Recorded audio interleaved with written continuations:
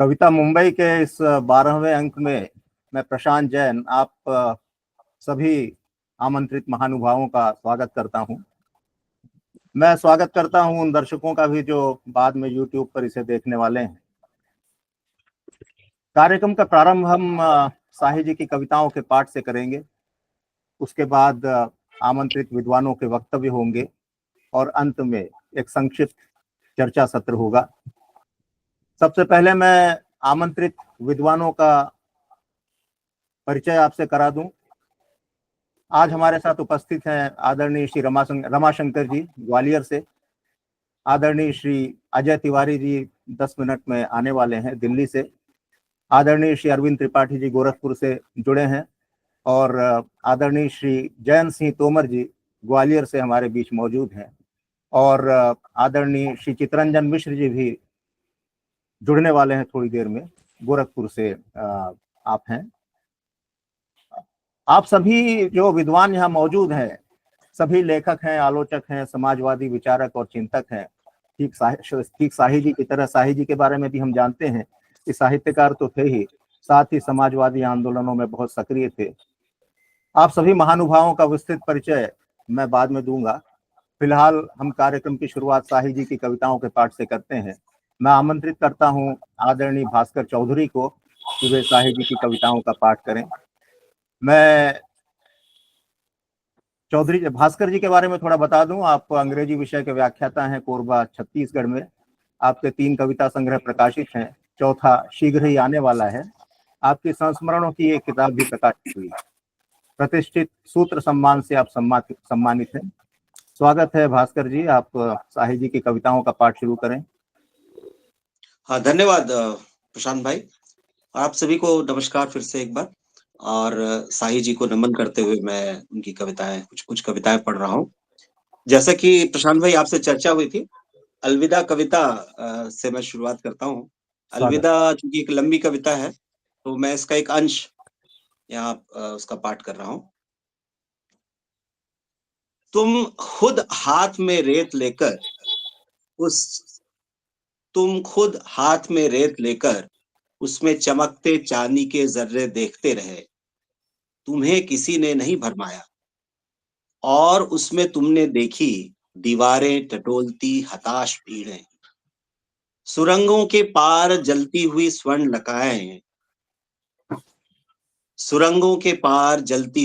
लंकाएं, gutter में छुरे फेंकते स्याह चेहरे, समुंदर की तरह कांपती लड़कियां, दुर्घटना जाती रेलगाड़ियां।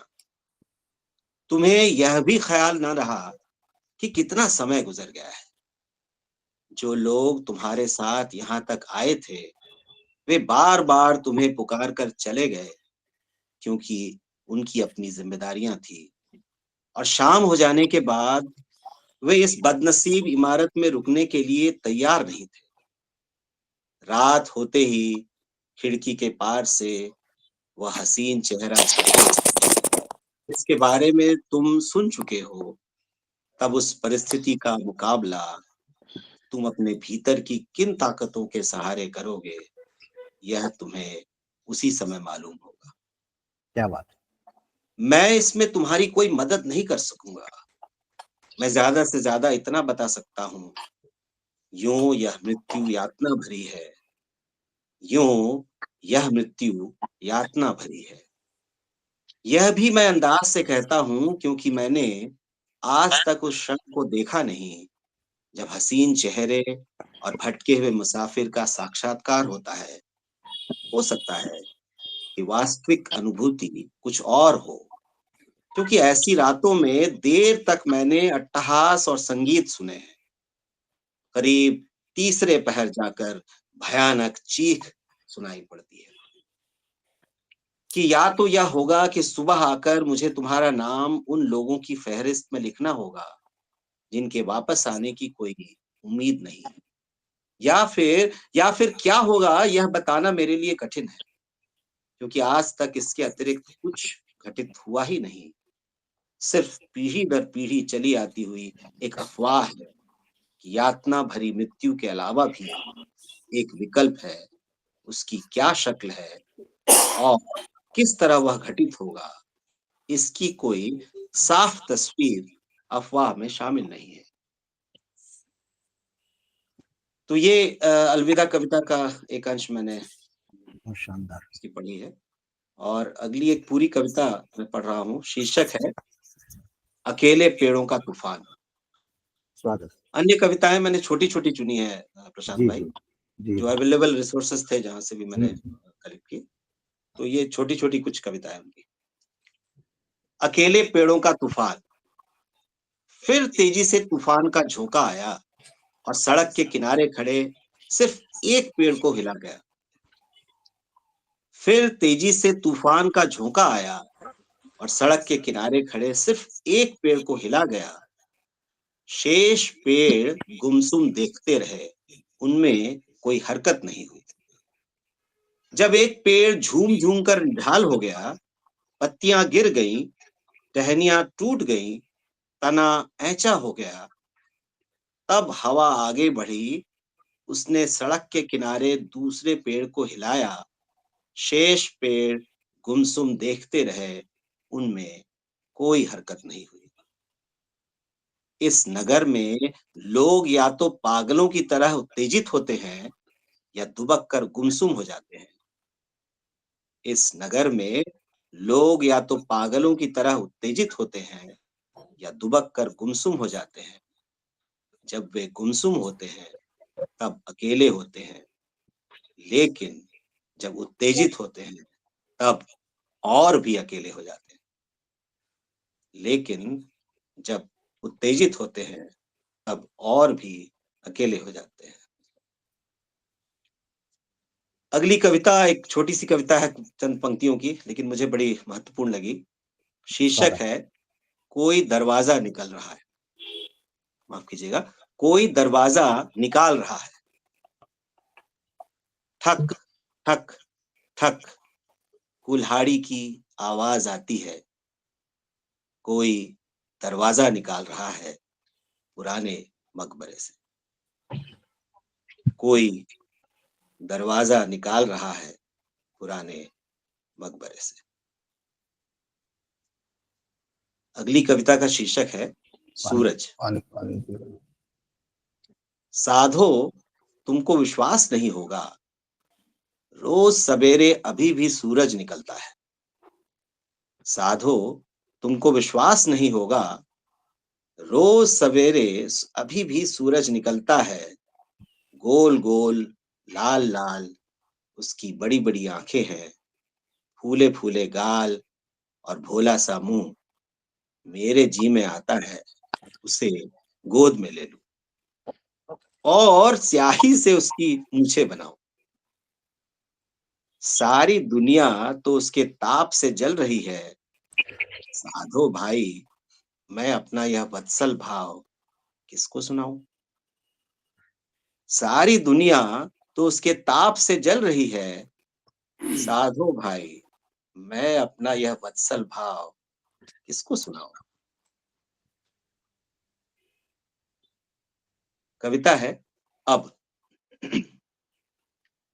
वे बाजार में लुकाठी लिए खड़े हैं, मेरा घर भी जलाते हैं और मुझे साथ भी पकड़ ले जाते हैं। अब अब वे बाजार लूटते हैं और रमैया की जोरू की इज्जत भी। नर भी, नारी भी, देवता भी, राक्षस भी, उन्होंने हाहाकार मचा दिया है। अब मैंने जो प्रेम का घर बसाया था, ठीक उसके सामने उन्होंने मेरा सर उतारा और भूमि पर रख दिया है। फिर मेरे घर में बैठ गए, जैसा यह उनकी खाला का घर हो। अब सबसे भली यह चक्की है, सबसे भली यह चक्की है, जिसके द्वारा संसार पीस खाता है। क्या सचमुच सबसे भली यह चक्की है, जिसके दो पार्टों के बीच में कोई साबुत नहीं बचा, वाह। जिसके दो पार्टों के बीच में कोई साबुत नहीं बचता। अब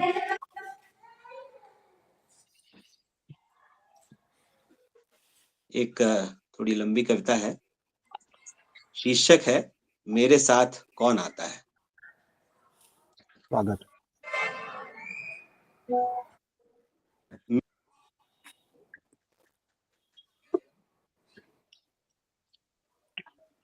अनम्यूट करिएगा।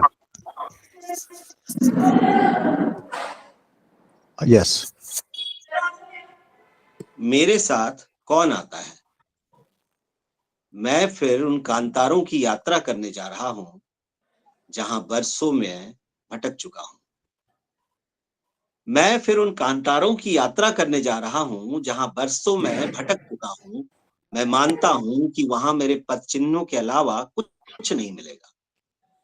लड़खड़ाते हुए जब मैंने जिस चट्टान पर हाथ टेका था, वहां मेरी जख्मी उंगलियों की छाप अभी भी होगी, और वह पगडंडी भी जो कहीं नहीं ले जाती, सिर्फ जिसे हम जानते हैं, उससे परिचय थोड़ा और घना कर देता है। मेरे साथ कौन आता है। मेरे साथ कौन आता है, यह चुनौती नहीं है, क्योंकि चुनौती की भाषा अब मुझसे बोली नहीं जाती। मैं इतने दिनों तक निस्तब्ध सोचता रहा हूं कि मेरी आवाज भारी हो गई है, और मुझसे सिवाय विनय के कोई दूसरी कृपाखंड मुद्रा बाकी नहीं रह गई है। और मुझसे सिवाय विनय के कोई दूसरी बेपाखंड मुद्रा बाकी नहीं रह गई है। इसलिए मैं भरसक साधारण आवाज में पूछता हूं, मेरे साथ कौन आता है। हम यहाँ फिर उस खुले आकाश का साक्षात्कार करेंगे। हम यहाँ फिर उस खुले आकाश का साक्षात्कार करेंगे, जो हमें उस सब की याद दिलाएगा, जो हमें उस सब की याद दिलाएगा जिसे हम भूल चुके हैं। और उस हवा से हमारी भेंट होगी, और उस हवा से हमारी भेंट होगी जिसका स्पर्श हताश भटकते पांवों की गति को तीर्थ यात्रा में बदल देता है, और जिसकी पारदर्शिता में जख्मी उंगलियों की छाप चट्टानों के माथे पर अभिषेक की तरह चमकती है। मेरे साथ कौन आता है। मेरे साथ कौन आता है। मैं देख रहा हूं, अभी सूरज चमक रहा है, तेज और थकाने वाला। लेकिन तीसरे पहर बादल घिरेंगे, बारिश होगी और ओले गिरेंगे। मैं नहीं जानता कि उस समय मैं हाथों से पकड़कर पैरों को आगे बढ़ाता रास्ते में हूं, या उस मंजिल पर जहां पीछे छूटा हुआ विघ्न एक सामान्य सी यादगार मालूम पड़ता है। मेरे साथ कौन आता है। वहां चलते वक्त इसका ख्याल करना कि हम कितनी दूर निकल आए संभव नहीं होता। उस वक्त तो सिर्फ रानों और पिंडलियों की ऐंठन ही पहली और आखिरी अनुभूति होती है। रास्ते का ख्याल तो थक कर बैठ जाने पर आता है। हो सकता है कि हम पहाड़ की छाया में सो जाएं, पास से एक पतली धार बह रही हो, जिसकी तरी के कारण स्रोत पर जीवित घास और हरी पत्तियां उगाई हों। हो सकता है कि झाड़ी से निकलकर गेहूंवन हमारे मस्तिष्क पर छाया करे। मेरे साथ कौन आता है। ऐसा नहीं है कि वहां लोग नहीं होंगे। हमें सोता देखकर वे आएंगे और जागने पर हालचाल पूछेंगे। हम उनसे कहेंगे, हम भी हम उनसे कहेंगे कि हम भी उनके साथ कांतारों में गुमनाम होने के लिए आए हैं। वे खुलकर हंसेंगे और हमारी इस विचित्र आकांक्षा का मतलब नहीं समझ सकेंगे, क्योंकि क्योंकि उन्होंने अपने देश के बारे में वह सब नहीं सुन रखा है जो हमने सुना है। मेरे साथ कौन आता है। हाँ, मैंने अच्छी तरह तौल लिया है। एक बार तय कर लेने के बाद गुमनाम हो जाना उतना डरावना नहीं लगता जितना हमने समझ रखा है। आखिरकार यह हमेशा संभव है कि हम अब तक के तमाम कोलाहल को एक झटके के साथ त्याग दें और खड़े होकर कहें, हाँ, हमने माना कि एक जिंदगी हमने गलत परिणामों को सिद्ध करने में गुजार दी। अब हमें नई शुरुआत के लिए नए सिरे से गुमनामी चाहिए। भरी सभा में एक ही सवाल है, मेरे साथ कौन आता है। भरी सभा में एक ही सवाल है, मेरे साथ कौन आता है। बहुत सुंदर। और आखिर में प्रशांत भाई कुछ 2-3 मिनट और ले सकते हैं क्या? बताएँ आप। समय तो हो गया, एक छोटी सी कोई हो तो सुना दीजिए। अच्छा, एक इनकी बड़ी महत्वपूर्ण कविता मुझे बड़ी अच्छी लगी असल में हाँ ये नहीं, कविता। बिल्कुल स्वागत है, तो स्वागत कुछ कुछ पंक्तियाँ मैं पढ़ता हूँ इसकी। है। शीर्षक है बहस के बाद। हम्म, असली सवाल है कि मुख्यमंत्री कौन होगा? नहीं, नहीं, असली सवाल है कि ठाकुरों को इस बार कितने टिकट मिलेंगे? हम्म, नहीं, नहीं, असली सवाल है कि असली सवाल है कि जिले से इस बार कितने मंत्री होंगे? नहीं, नहीं, असली सवाल है कि गफूर का पत्ता कैसे कटा? नहीं, नहीं, असली सवाल है कि जीप में पीछे कौन बैठा था? नहीं, नहीं, असली सवाल है कि तराजू वाला कितना वोट काटेगा?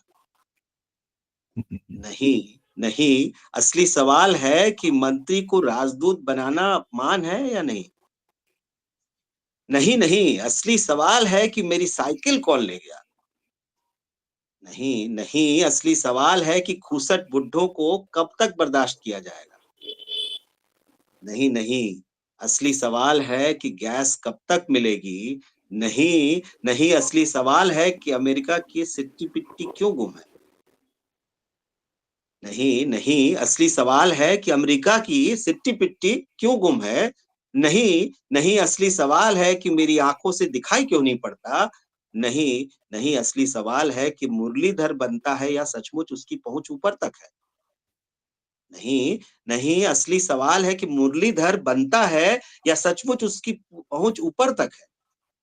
नहीं, नहीं, असली सवाल है कि पंडित जी का अब क्या होगा?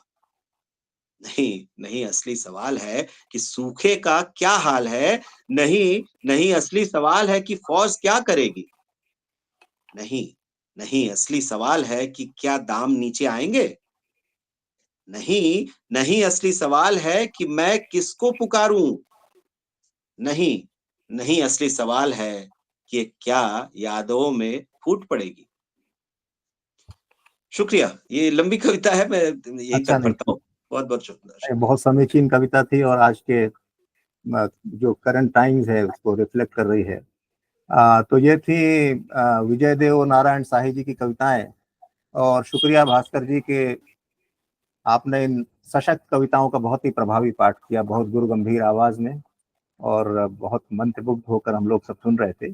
अब हम दूसरा सत्र शुरू करते हैं जो कि व्याख्यान का सत्र होगा। व्याख्यान नहीं कहना चाहिए, वक्तव्य होंगे, संक्षिप्त वक्तव्य हमारे आज के विद्वज्जन प्रस्तुत करेंगे। तो इससे पहले के वक्तव्यों का सिलसिला शुरू हो, मैं एक साथ सभी का संक्षिप्त परिचय दे देना ठीक समझता हूं। असल में परिचय उतना जरूरी भी नहीं है क्योंकि आप लोगों ने अपने क्षेत्र में इतना काम किया है कि अमूमन दर्शक आप लोगों से परिचित हैं। फिर भी परिचय की औपचारिकता तो जरूरी है।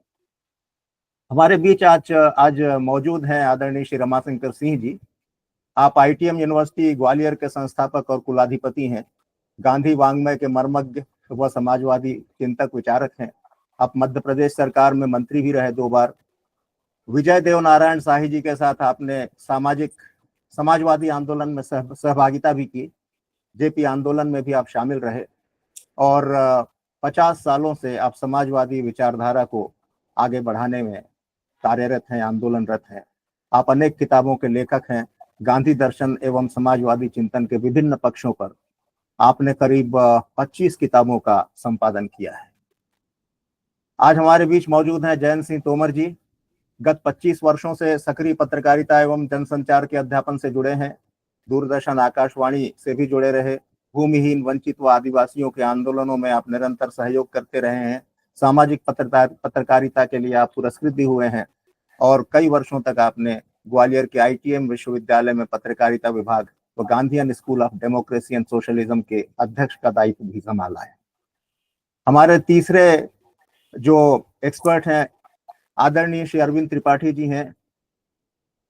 आलोचना और संपादन की 2 दर्जन कृतियां आपकी प्रकाशित हैं। आकाशवाणी में केंद्र निदेशक के रूप में आपने लंबी सेवा दी है और मेरा ख्याल है डिप्टी डायरेक्टर के पद से रिटायर हुए हैं। ऑल इंडिया रेडियो में। और फिर त्यागपत्र देकर गोरखपुर विश्वविद्यालय में आप हिंदी विभाग में प्रोफेसर बने, वहां स्थित प्रेमचंद पीठ के अध्यक्ष रहे और साहित्य सेवा के लिए अनेक सम्मान आपको प्राप्त हुए।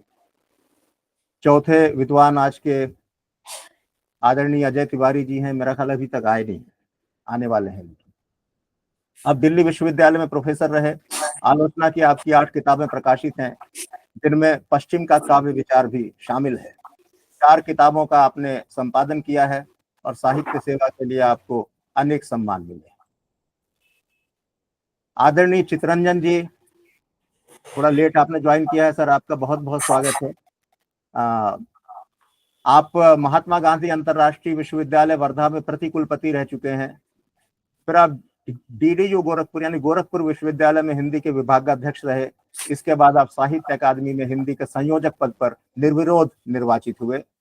आपने अनेक महत्वपूर्ण पुस्तकों का संपादन किया है जो प्रदेश के विभिन्न विश्वविद्यालयों में पढ़ाई जाती है। और इस बीच सुष्मिता जी आ गई हैं, बहुत बहुत स्वागत है मैडम आपका। सुष्मिता शाही श्रीवास्तव जी, हाँ अनम्यूट करें मैडम खुद को। आदरणीय विजय देव नारायण शाही जी की बेटी हैं, IRS ऑफिसर के तौर पर आप रिटायर हुई हैं। और एक रोचक बात यह है कि रंग कर्म आपका पैशन है, नौकरी के दौरान भी आपने भरपूर रंग कर्म किया। और मजे की बात यह है कि आपके पतिदेव जो हैं तो IPS ऑफिसर हैं, वो भी रंग कर्म के दीवाने हैं, और आप दोनों फिलहाल रिटायरमेंट के बाद फुल टाइम रंग कर्म का काम कर रहे हैं। कविता पढ़िए प्लीज। तो स्वागत है मैडम। कविता का नाम है आज हमने फिर किया है शब्द का आखेट। आज हमने फिर किया है शब्द का आखेट। जहां मैंने सिर उठाया कहा मैं भी हूं, व्यवस्था टूटती सी दिखी। जहां मैंने कहा मेरा नहीं झुकता माथ, आहत हो गया समुदाय।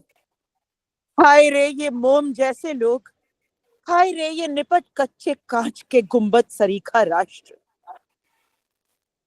नहीं थे ऐसे अनोखे सव्यसाची हम कि जिनके लक्ष्य छूटे नहीं, माफ कीजिएगा, नहीं थे ऐसे अनोखे सव्यसाची हम कि जिनके लक्ष्य चूके नहीं। नहीं थे हम इस तरह के क्रुद्ध पैगंबर कि जिनके शाप से इतिहास भर ये यहोवा के खास प्यारे कहते रह जाएं। सिर्फ हमने किया था निष्कंप अस्वीकार, आहत हो गया समुदाय। हुआ होगा विद्ध शायद सुलभ वाहन सुत तुम्हारा, रहा होगा कहीं हम में ही हलाल, क्योंकि अपनी मौन मुद्रा में महज विद्रोह के दोषी नहीं थे हम। हमने किया था परित्याग। जिसने ज्योति दी उस ज्योति को दी अवज्ञा, उस अवज्ञा को प्रश्नवाचक तीर जैसी एक जहरीली किरण उस कलश से टकरा गई होगी। उठी होगी चीरती कोई अपरिचित लपट, जगी होगी जिंदगी के लाख बंधन तोड़ती सी हठी जिज्ञासा, निरुत्तर शांति, अंतिम सांस। किंतु जब मैं पुनः आऊंगा तुम्हारे पास उसका शव लिए, मत मुझे देना फिर पुराना शाप, यह कहना ओ हठी तुमको अवज्ञा ही मिले प्रतिकार अब की बार। ओ हठी तुमको अवज्ञा ही मिले प्रतिकार अब की बार। आह जब इस थके युग की नपुंसकता मानती है वहन करना ही पराक्रम प्रथम, तभी हमको मिला पौरुष का किनारे तोड़ता वरदान। बिना हर्ष विषाद केवल शिथिल आज्ञाबद्ध, जब सब जा रहे हैं धरे तापस वेश, हमको मिली मन को चीरती ये प्रश्नवाचक धार सी आवाज।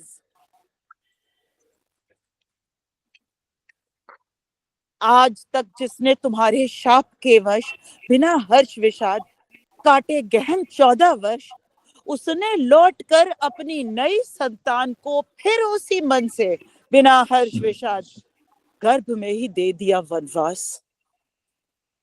आज तक जिसने तुम्हारे शाप के वश बिना हर्ष विषाद काटे गहन 14 वर्ष, उसने लौटकर अपनी नई संतान को फिर उसी शाप के वश बिना हर्ष विषाद गर्भ में दे दिया वनवास।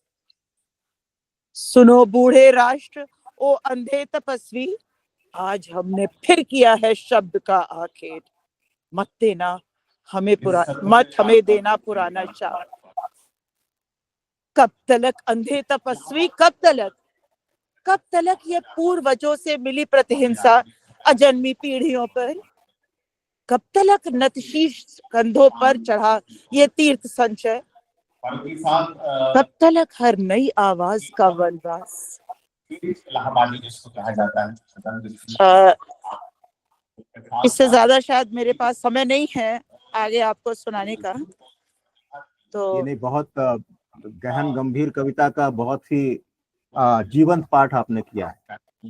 यानी यकीन नहीं हो रहा है कि कविता इस तरह से जैसे हमारे सामने रंगमंच में घटित हो रही दिख रही थी, कविता को हम देख पा रहे थे। देखिए, मैं पूरी कोशिश करूंगी दोबारा शामिल होने की और कविताएं आपको आज नहीं तो 29 को ढेर सारी सुनाऊंगी। 29 को तो है, आपका फुल टाइम सेशन है और संभव हो तो लास्ट में आइएगा। और अगर मैं आ पाई या बीच में ब्रेक हुआ तो मैं दोबारा ज्वाइन कर लूंगी। जी मैडम, जैसी सुविधा हो आप आइएगा प्लीज। Thank you. ठीक है जी जी, क्षमा करें अभी। बिल्कुल, ओके ओके। नमस्कार जी नमस्कार। तो रमाशंकर जी को मैंने आवाज दी थी, लेकिन वो है नहीं शायद मीटिंग में अभी, क्योंकि मैं लिस्ट देख रहा हूँ उसमें तो दिखाई नहीं दे रहे हैं। रीज्वाइन किया हो तो नहीं, वो एग्जिट हो गए हैं। आपको मेरा ख्याल है नेटवर्क की भी दिक्कत रही होगी। तो आज के जो दूसरे वक्ता हैं आदरणीय जयंत तोमर जी, आपको मैं आमंत्रित करता हूं कि आप अपने विचार रखें साही जी के संबंध में। धन्यवाद आदरणीय प्रशांत जी, इतना सुंदर संचालन करने के लिए। आदरणीय doctor Homnath Pandey ji, doctor A K Rai साहब, डॉक्टर अरविंद त्रिपाठी जी, श्रद्धेय प्रोफेसर चितरंजन मिश्र जी, भास्कर चौधरी जी और सुष्मिता जी की कविताएं हम सब ने सुनी। अजय तिवारी जी की प्रतीक्षा है, रमाशंकर सिंह जी की प्रतीक्षा है। मैं बहुत संक्षेप में साही जी के विषय में नया तो कुछ भी नहीं बताऊंगा। आप सबके इतने सुंदर लेख अनुभव में मैं पढ़ के धन्य महसूस करता हूं। लेकिन मेरे मन में ये सवाल आता है कि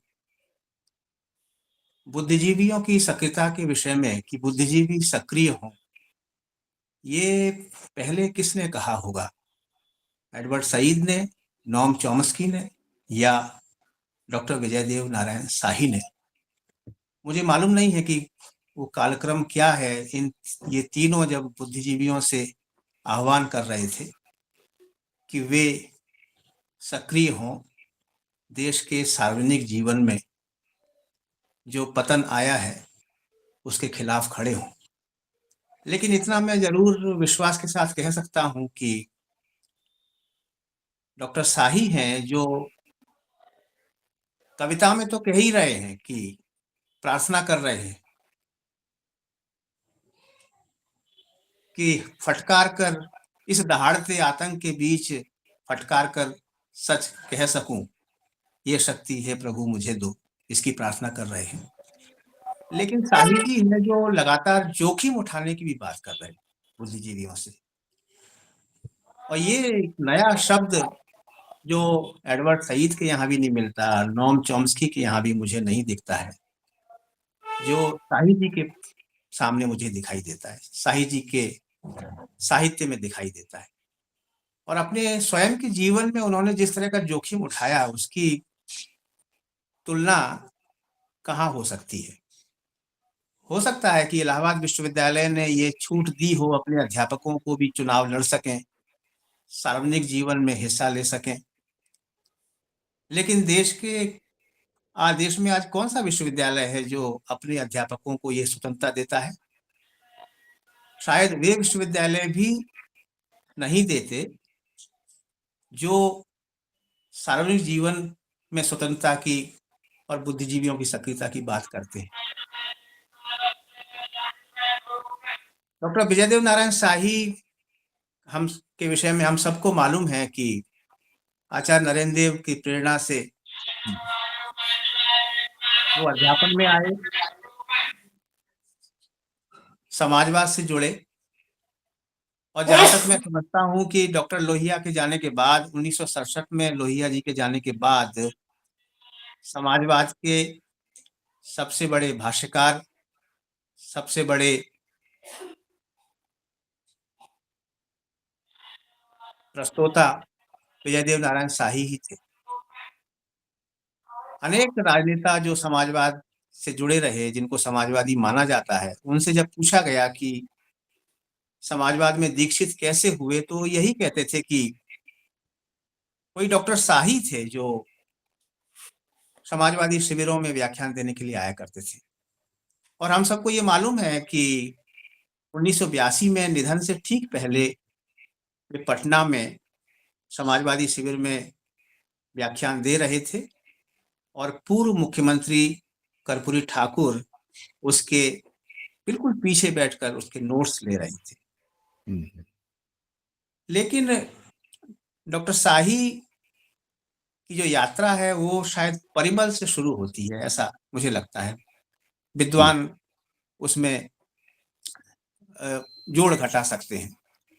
और तो वो सही है। परिमल जो आजादी से भी पहले 1947 से पहले वो सक्रिय है, एक वैकल्पिक दृष्टि देने के लिए साहित्य को, जिसमें हम खास तौर पे याद करते हैं डॉक्टर रघुवंश को, लक्ष्मीकांत वर्मा जी को, धर्मवीर भारती को।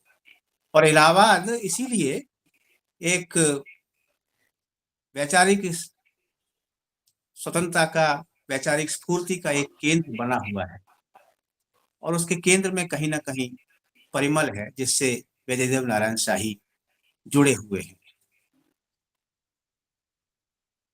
शाही जी को खास तौर पे उनके जीवन से, उनके व्यक्तित्व से खास तौर पे मैं अगर कोई जुड़ाव महसूस करता हूं तो इसलिए कि भदोही की कालीन बुनकर महिलाओं के लिए उन्होंने उन्हें अधिकार दिलाने के लिए क्या क्या नहीं किया। खुद उन्होंने विधि संबंधी पुस्तकें पढ़ी, सुप्रीम कोर्ट में जाके खुद खड़े हुए, चुनाव लड़े, बहुत कम अंतर से वो हारे। वो एक ऐसे अध्यापक थे, एक ऐसे आलोचक थे जो चुनाव भी लड़ते थे।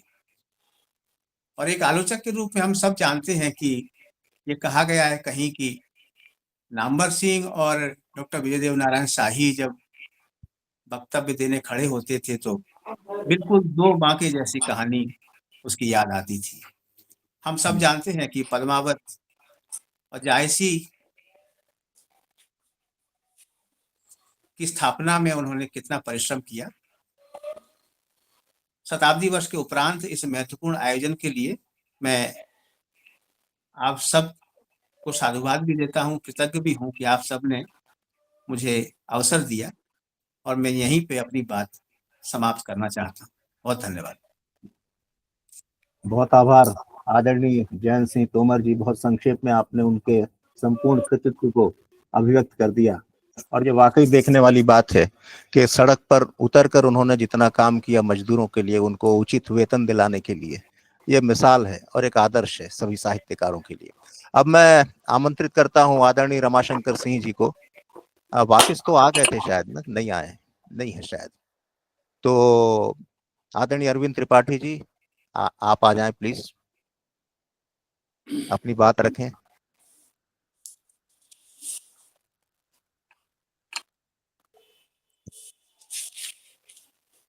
सभी मित्रों को नमस्कार, और दूर दराज के जो श्रोता जुड़े हुए हैं उनको भी अभिवादन है।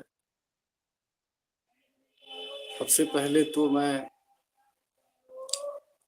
प्रशांत जी को धन्यवाद ज्ञापित करूंगा कि उन्होंने शाही जी को और जो ये मुंबई कविता चैनल है, शाही जी को याद किया है, और इतने सारे विद्वानों को एक साथ शाही जी के बारे में विचार करने के लिए। मुझे थोड़ा इंटरप्ट करने की इजाजत दीजिए सर। ये हम लोग सब मिलके कर रहे हैं और आइडिया आपका था और जी हम जी सब जी ने जी। जी ठीक है, तो जारी रखिए। मैं कृतज्ञता ज्ञापित करता हूँ और सबसे पहले शाही जी की स्मृति को नमन करता हूँ, क्योंकि मैं अपनी पीढ़ी के थोड़े से उन लोगों में शामिल हूँ जिनका शाही जी से गहरा साहचर्य था। और इलाहाबाद में बैंक रोड स्थित उनके घर में उनके निधन के करीब 15-20 दिन पहले ही मैं उनसे आखिरी मुलाकात भी की थी। शाही जी के बारे में हिंदी जगत में पिछले 40 वर्ष से एक अजब किस्म का सन्नाटा जो है वो छाया हुआ है। सुष्मिता जी ने बताया था कि जब पापा का निधन हुआ तो उनकी अवस्था 18 साल थी और उस परिवार ने भी कैसे फेस किया होगा। कंचन जी से भी मेरे सरोकार थे, ये सोचा जा सकता है।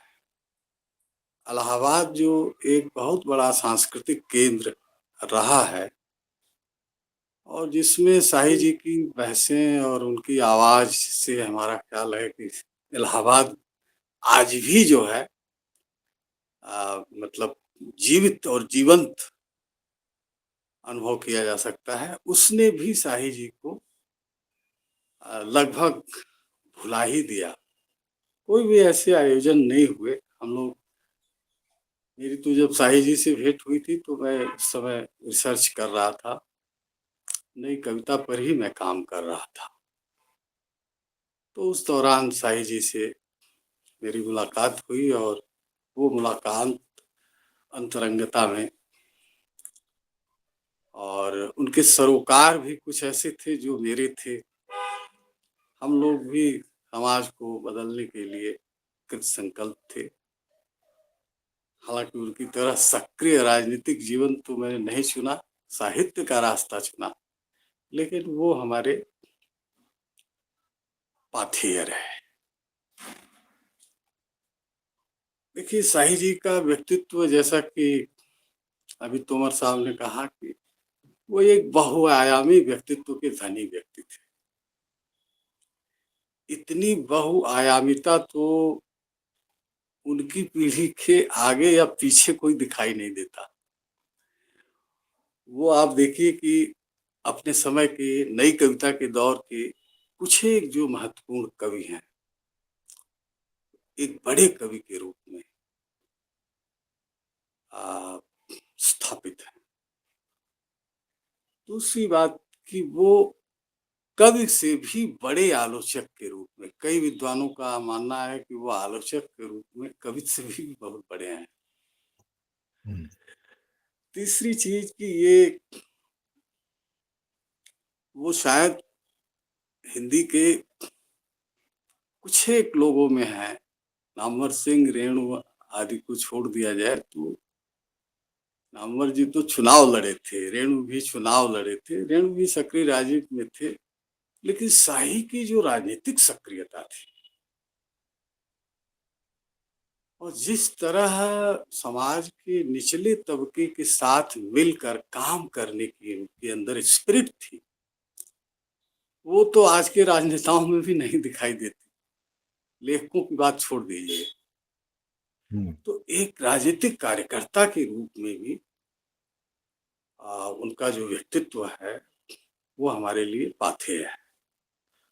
और एक और बात मैं कहना चाहूंगा कि वो अपने समय के बहुत बड़े विचारक थे, चिंतक विचारक के रूप में। खास तौर से जिसकी चर्चा अभी तोमर साहब कह रहे थे कि जोखिम में डालने की, बौद्धिक और लेखकों के जीवन की नियति अपनी को जोखिम में डाल करके जीने की जो परिकल्पना है और जिसको शाही जी ने अपने जीवन में चरितार्थ किया। उन्होंने अध्यापक इलाहाबाद यूनिवर्सिटी में अध्यापन करते हुए और नेहरू के खिलाफ जब प्राइम मिनिस्टर थे, काले झंडे दिखाए उसे इलाहाबाद में, कोई कल्पना नहीं कर सकता है। और उनको, मुझे पता लगा कि उनको एक ऐसी बीमारी थी कि चलते चलते वो गिर जाते थे, युवा अवस्था में, मिर्गी की बीमारी थी। कार्यकर्ताओं के घर जाने और संपर्क करने के दौरान कई बार वो साइकिल से गिर गए, साइकिल से चलते थे। ऐसा जीवट व्यक्तित्व 58 साल की उम्र में ही हम लोगों के बीच से बहिर्गमन कर गए। ये हिंदी जगत की बहुत बड़ी ट्रेजेडी मैं मानता हूँ और यह ट्रेजेडी मुक्तिबोध की भी कम उम्र में डेथ हुई थी। शाही जी की भी डेथ, काश शाही जी 10-20 साल और जीवन पाते तो आप परिकल्पना कर सकते हैं कि उनका धज और कद काठी कितनी बड़ी होती। लेकिन जो नहीं हो सका उसका गम क्या। अब मैं उनकी आलोचना के बारे में, कविता के बारे में और मित्र भी बात करेंगे, मैं उनके आलोचना के बारे में कुछ बातें कहना चाहूंगा, सूत्र में बात करूंगा। शाही जी की आलोचना को पढ़ते हुए मुझे पहली बात तो ये लगती है कि वो एक अविराम बौद्धिक जिज्ञासा का भाव उनकी आलोचना में शुरू से अंत तक छाया हुआ है। चीजों को जानने की ललक, उत्कंठा, हालांकि ये चीज उनके पूरे साहित्य में है, लेकिन आलोचना में भी एक अविराम बौद्धिक जिज्ञासा, ये उन्हीं का आलोचना का पद है, दिखाई देती है। ये उनके लघुमानव वाले निबंध को देखिए आप, उसमें एक अविराम बौद्धिक जिज्ञासा का ही विस्तार है और वो इतना लंबा लेख, लेकिन फिर भी शाही जी की दृष्टि में अपूर्ण है। जैसे मुक्तिबोध अपनी हर कविता को अपूर्ण मानते थे, उसी तरह शाही जी भी अपने हर लेख को, हर लिखे को अपूर्ण मानते थे। ये अविराम बौद्धिक जिज्ञासा का ही मुझे लगता है कि कारण रहा होगा। दूसरी बात मैं ये कहना चाहता हूँ कि उनकी आलोचना आप देखिए कि ये शुक्ल जी का पद है, विरुद्धों के सामंजस्य की आलोचना दृष्टि है उनके भीतर। क्योंकि आप देखिए कि कबीर, भक्त काल के कवियों में आप देखिए कबीर, जायसी और तुलसी, ये तीनों उन्हें प्रिय है। जायसी में तो वो रम ही गए, जायसी तो उनके सबसे बड़े काव्य नायक हैं, उसमें रम गए। लेकिन कबीर के प्रति भी उनकी निष्ठा, साथी की कविताएं आप देखिए, कबीर को संबोधित इस पूरे आधुनिक काल के साहित्य में सिर्फ आप परसाई के यहाँ जाइए, परसाई ने कबीर को पुकारा, और दूसरे शाही जी, तीसरा तो मुझे कबीर का जाप करने वाले बहुत सारे लोग हैं, लेकिन कबीर को वास्तविक मतलब जिज्ञासा के भाव से और उनको उनसे जुड़ने का जो कार्य है वो शाही जी करते हैं। तो ये विरुद्धों का सामंजस्य, क्योंकि तुलसी एक दूसरे छोर है, कबीर एक दूसरे छोर है, लेकिन तुलसी के प्रति भी वो गहरे अर्थों में जुड़े हुए हैं। आप उधर देखिए, कालिदास को भी स्मरण करते हैं और फिरदौसी को भी स्मरण करते हैं। ये विरुद्धों का सामंजस्य है। तीसरी बात मैं ये कहना चाहता हूं कि वो सर्वाधिक हिंदी के, जैसे आचार्य रामचंद्र शुक्ल सर्वाधिक मौलिक आलोचक थे, उसी तरह शाही जी भी अपनी पीढ़ी में तो वो सर्वाधिक मौलिक थे। मैं यह कहना चाहूंगा कि वो नामवर जी से ज्यादा मौलिक थे। कविता के नए प्रतिमान के बहुत सारे प्रतिमान उनके द्वारा तय किए गए हैं। खुद उन्होंने अपने एक इंटरव्यू में मेरे साथ कहा था कि मैंने दरअसल जो प्रतिमान नई कविता के तैयार किए, मैं लिखने में तो बड़ा काहिल रहा हूँ, बोलता रहा हूँ। नामवर इस मामले में चतुर सुजान थे कि उन प्रतिमानों को लिपिबद्ध किया, और कविता के नए प्रतिमान में बहुत सारे प्रतिमान शाही जी के हैं। ये मौलिकता है। आप देखिए कि मौलिकता का क्या तकाजा है। एक उदाहरण और देखिए कि जिस छायावाद को आज तक सारे हिंदी जगत के जितने भी स्वनाम धन्य शूरमा हैं, अध्यापक समाज, छायावाद युग और छायावाद युग को शाही जी ने एक दूसरे ही नाम से पुकारा, और वह जो नाम है सत्याग्रह। उन्होंने कहा कि ये सत्याग्रह युग है और गांधी की ओर मुड़ते हैं। छायावाद को मैं समझता हूँ कि उनके जन्म शताब्दी वर्ष में, और हिंदी के जो अध्यापक समाज के लोग हैं, विद्यार्थी हैं, जो साहित्य और कविता के रसिक हैं, उनको विचार करना चाहिए। ये छायावाद युग जो चस्पा कर दिया गया, क्या सत्याग्रह युग जिसकी निशानदेही अपने समय में शाही जी ने की थी, क्या इस पर बात नहीं की जानी चाहिए? ये मौलिक अवधारणा है। मुकुटधर पांडे ने ठीक है कर दिया एक लेख में, और उसको लेकर के हिंदी जगत उड़ता रहा। लेकिन ये जो स्थापना शाही जी की है, मुझे लगता है कि बहुत ही महत्वपूर्ण है। गांधी का यह देश है, और गांधी युग से, सत्याग्रह युग से उन्होंने छायावाद किया। एक और बात मैं कहना चाहता हूं कि आधुनिकता का हिंदी में बड़ा ढोल पीटा गया है। आधुनिकता को तरह तरह से लोगों ने परिभाषित किया है। स्वयं अज्ञे ने परिभाषित किया है, निर्मल वर्मा ने परिभाषित किया है, नई कविता के लगभग सभी कवियों ने, इलाहाबाद के जगदीश गुप्त आदि जितने भी मूर्धन्य हैं, सबने आधुनिकता को बरतने की कोशिश की है। लेकिन शाही जी आधुनिकतावाद जो यूरोपीय अवधारणा है, वह हमारी भारतीय आधुनिकता नहीं है। शाही जी ने देसी आधुनिकता को मतलब स्थापित किया। शाही की जो आधुनिकता है वो सच्चे अर्थों में भारतीय आधुनिकता है। जैसे गांधी, अगर गांधी से ही आप आधुनिक मानते हैं, तो मैं कहना चाहूंगा कि वो जो भारतीय आधुनिकता है, उसके शाही जी भाष्यकार हैं। इस मामले में वो अज्ञे से, निर्मल वर्मा से की अवधारणाओं के बिल्कुल अलग है, क्योंकि वो पश्चिमी साहित्य के बहुत बड़े ज्ञानी थे शाही जी, और उन्होंने सब कुछ जांच परखने के बाद ये तय कर लिया कि जो भारतीयता का रास्ता है और जो भारतीय आधुनिकता है, उसका रास्ता जो है भारतीय सभ्यता और संस्कृति के प्रवाह से ही जो है विश्लेषित किया जा सकता है। जैसे उन्होंने कहा कि जायसी की चर्चा अभी कर रहे थे, जायसी को उन्होंने आधुनिक कवि कहा।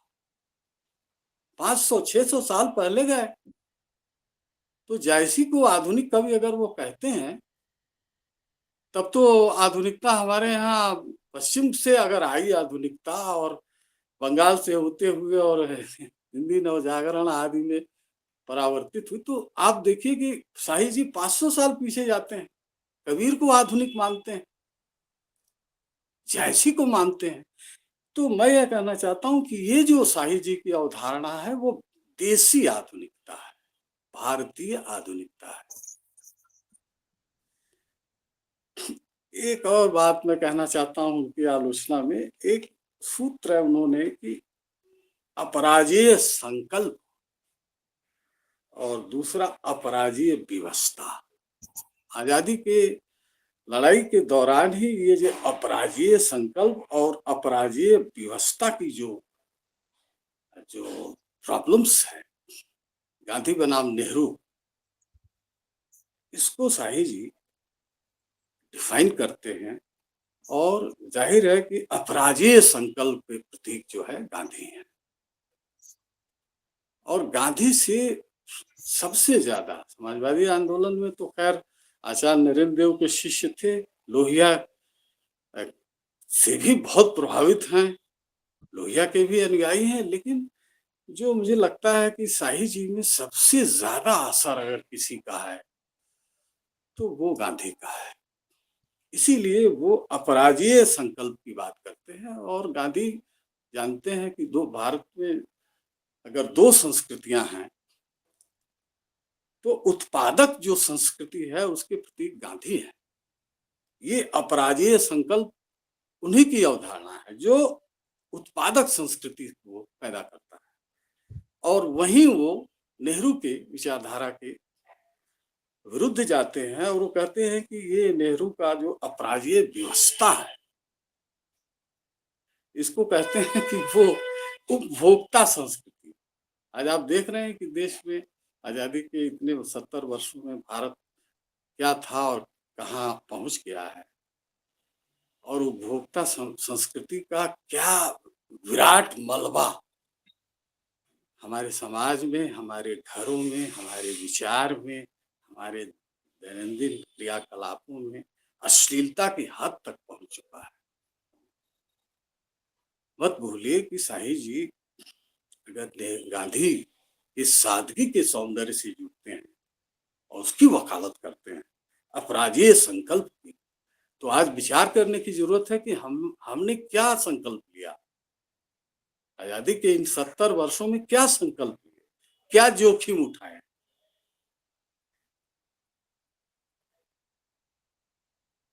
ये जोखिम वाली बात तो पहले ही चर्चा हो गई थी।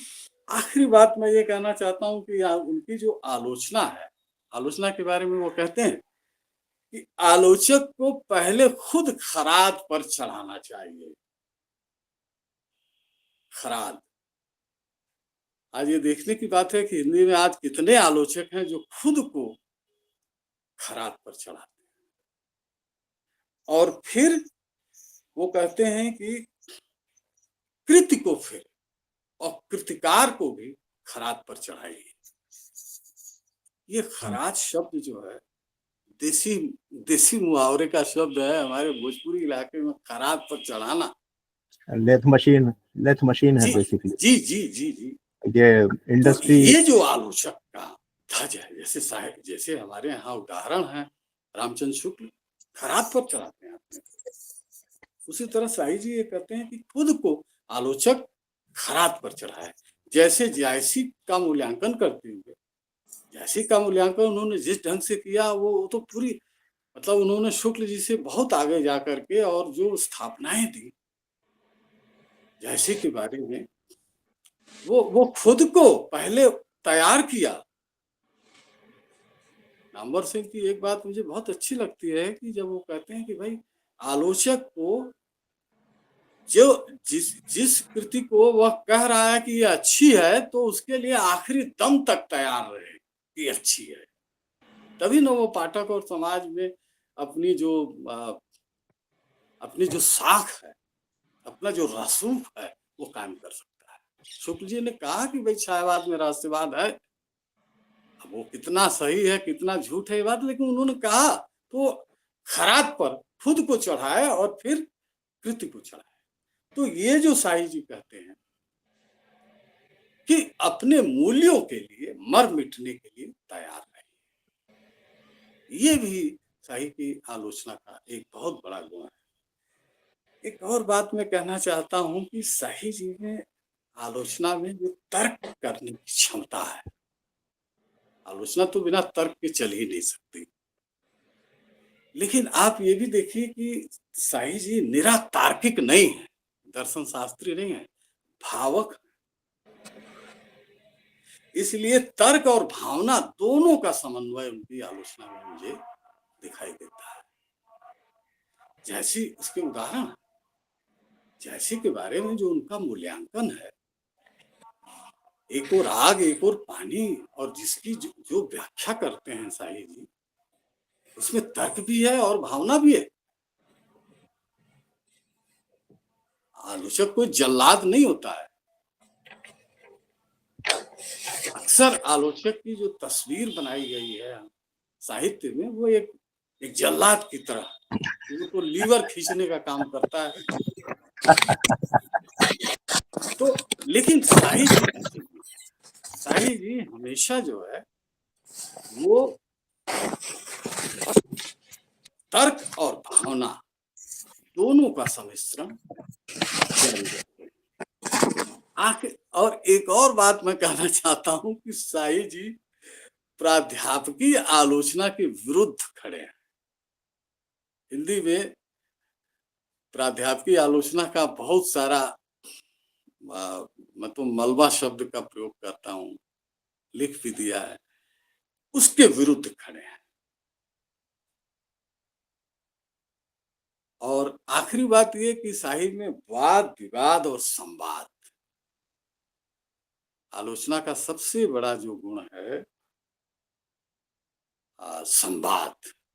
और ये संवाद तभी संभव होगा जब आप विवाद भी करेंगे, विवाद सवालों को उठाएंगे।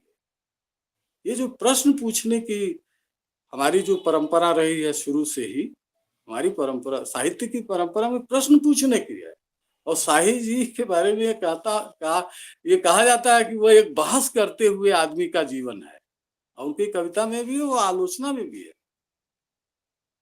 तो ये वाद विवाद संवाद से पूर्ण उनकी आलोचना का व्यक्तित्व है। मेरा ख्याल है कि हमारा समय समाप्त हो चुका है। जी जी, और फिर जब दूसरे राउंड में अगर वक्त मिलेगा तो उनकी कविता के बारे में भी कुछ बात करेंगे। बिल्कुल। धन्यवाद। बहुत बहुत बढ़िया वक्तव्य रहा आपका। शाही जी की कविता, उनकी आलोचना, उनके समग्र साहित्यिक अवदान का आपने जिक्र किया, और राजनीतिक जो उनका आंदोलन रहा मजदूरों के लिए, तो बहुत बढ़िया ये आपकी अभिव्यक्ति रही। अरविंद जी, आपका बहुत बहुत आभार। अजय तिवारी जी अभी नहीं पहुंच पाए हैं। मैं आदरणीय चितरंजन मिश्र जी को आमंत्रित करता हूं कि वो अपनी बात रखें। हो गया ना, मेरी आवाज अब पहुंच रही है? जी जी, बिल्कुल सर, बिल्कुल सर। सभी आदरणीय मित्रों को मेरा नमस्कार। ये बहुत अच्छा संयोग है कि हम सब लोग मिलकर शाही जी पर कुछ बातचीत कर रहे हैं। शाही जी पर बात करने का मतलब है लोकतंत्र पर बात करना, समाजवाद पर बात करना। भारत की जनता के मन पर जितने तरह के आतंक हैं, वह आतंक सत्ता का हो, वह आतंक विचार का हो, वह आतंक पूंजी का हो, सभी तरह के आतंक के विरुद्ध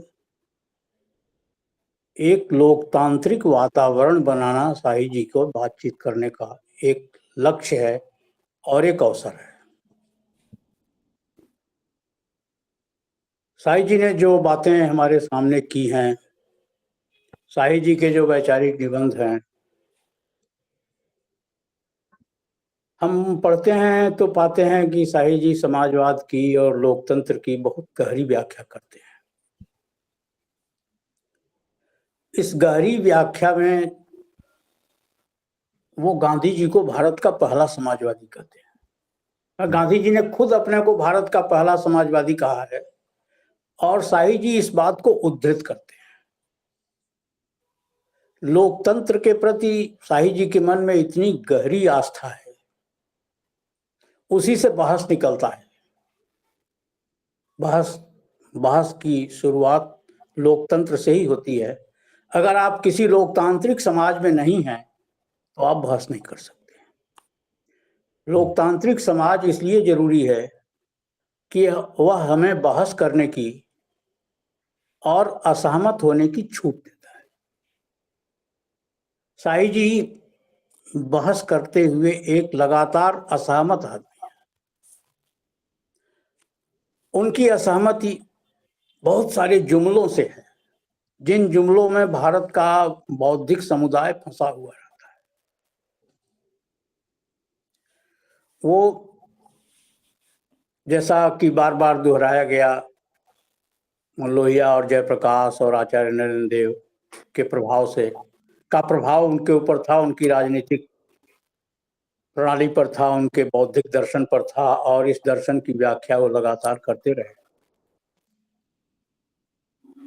पर भारत की बौद्धिक दुनिया में मार्क्सवाद के अंतर विरोधों का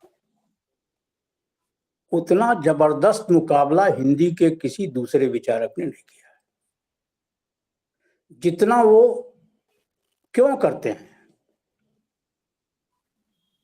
उन्होंने कहा कि ये मार्क्सवाद जो है, डॉक्टर लोहिया ने जब कहा था कि ये मार्क्सवाद एशियाई देशों पर यूरोप की आखिरी बेड़ी है, यूरोप द्वारा पहनाई गई आखिरी बेड़ी है,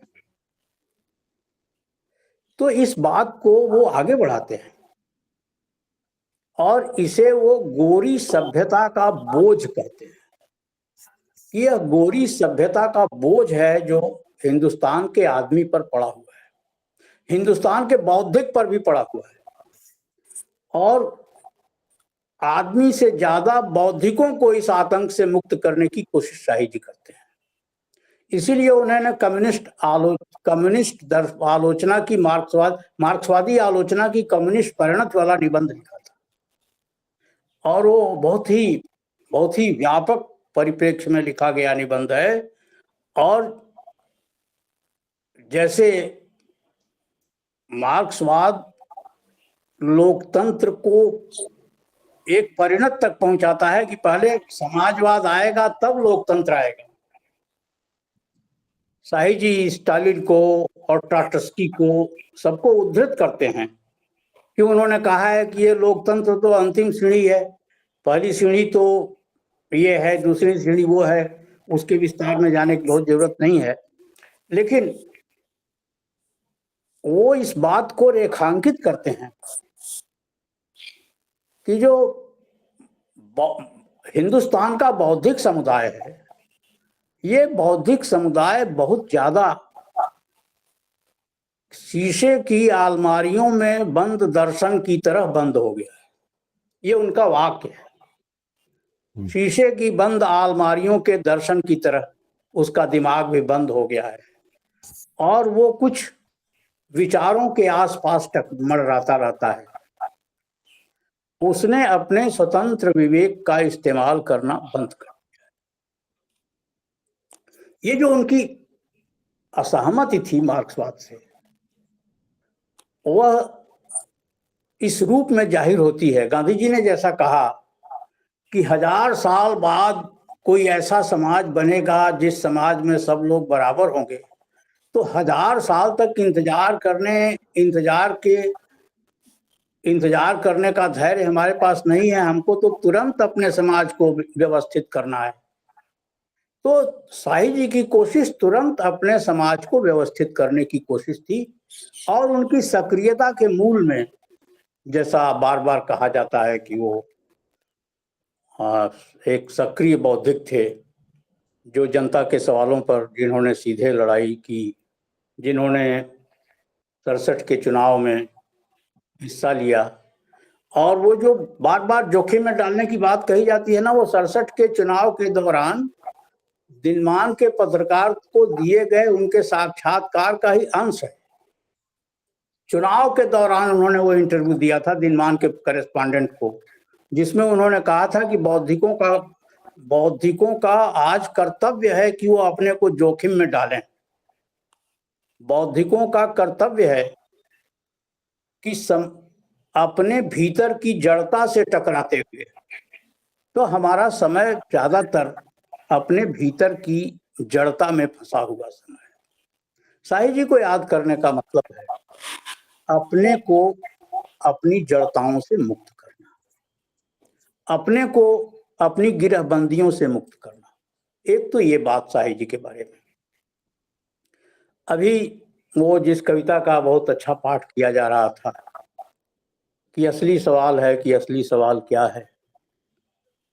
उस कविता की आखिरी पंक्तियां मैं सुन नहीं पाया, लेकिन उसकी आखिरी पंक्तियों में आता है कि तमाम सवाल होते हैं, ये विधायक बनेगा, वो फूट पड़ेगी, उसको वोट काटेगा, ये होगा, कौन मुख्यमंत्री बनेगा। आखिर में उस कविता में आता है कि और आखिरी सवाल ये है कि हमारे बच्चे चुप क्यों हो गए। ये जो हमारे बच्चों के चुप हो जाने का आखिरी सवाल है, ये सचमुच आखिरी सवाल, असली सवाल, आखिरी सवाल नहीं असली सवाल है। तो इस शाही जी असली सवाल तक जनता को पहुंचाना चाहते थे। हम ज्यादातर असली सवाल तक नहीं पहुंच पाते हैं। बच्चे हमारे चुप हो गए हैं। बच्चों के चुप होने का मतलब एक पूरी पीढ़ी का चुप हो जाना है। और ये चुप होना वही सवाल ना पूछने का मामला है। व्यवस्था से, दर्शन से, पिता से, मां से, जो नो कहने का था, यस सर का, आज हमारा समय यस सर का समय हो गया। आप दुकान पर जाइए तो आप यस सर, आप कहीं भी जाइए तो आप yes sir, yes sir, yes sir का वो चल रहा है। हमारा देश नो सर का देश रहा है, असहमति का देश रहा है।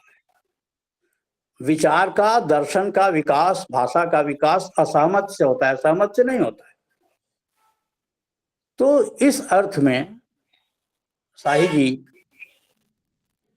की बार बार जिस बहस की चर्चा की जा रही है, जिस जोखिम की चर्चा की जा रही है, आप कल्पना करेंगे कि शाही जी ने कहा कि हमारे समाज में, सभ्य समाज में जो संस्थाएं हैं, विश्वविद्यालय हैं, विश्वविद्यालय के प्रोफेसर थे, तो विश्वविद्यालय की व्यवस्था की आंतरिक बातों से भी परिचित थे।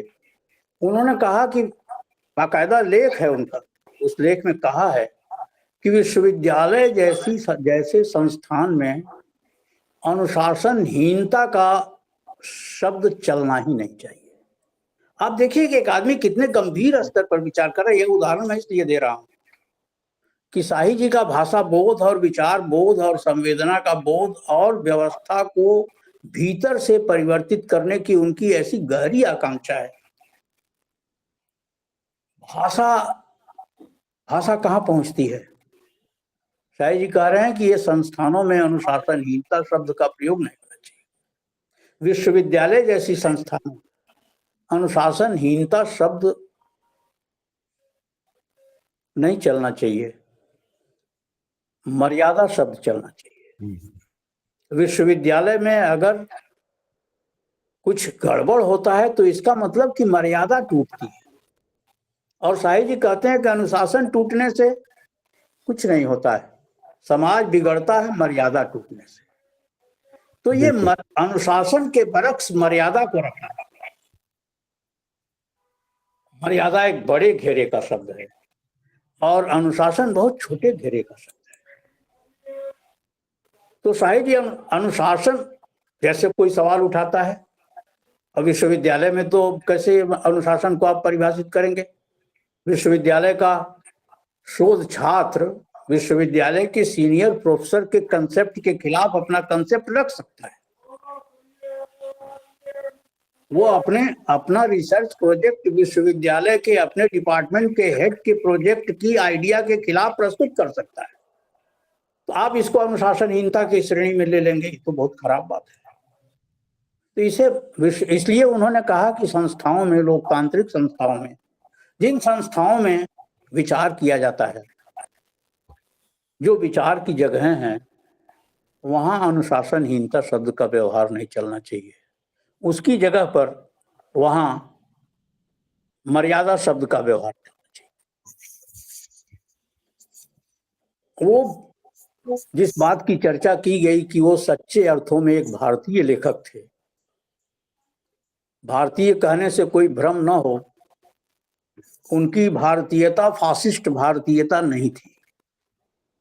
उनकी भारतीयता हिंसक भारतीयता नहीं थी।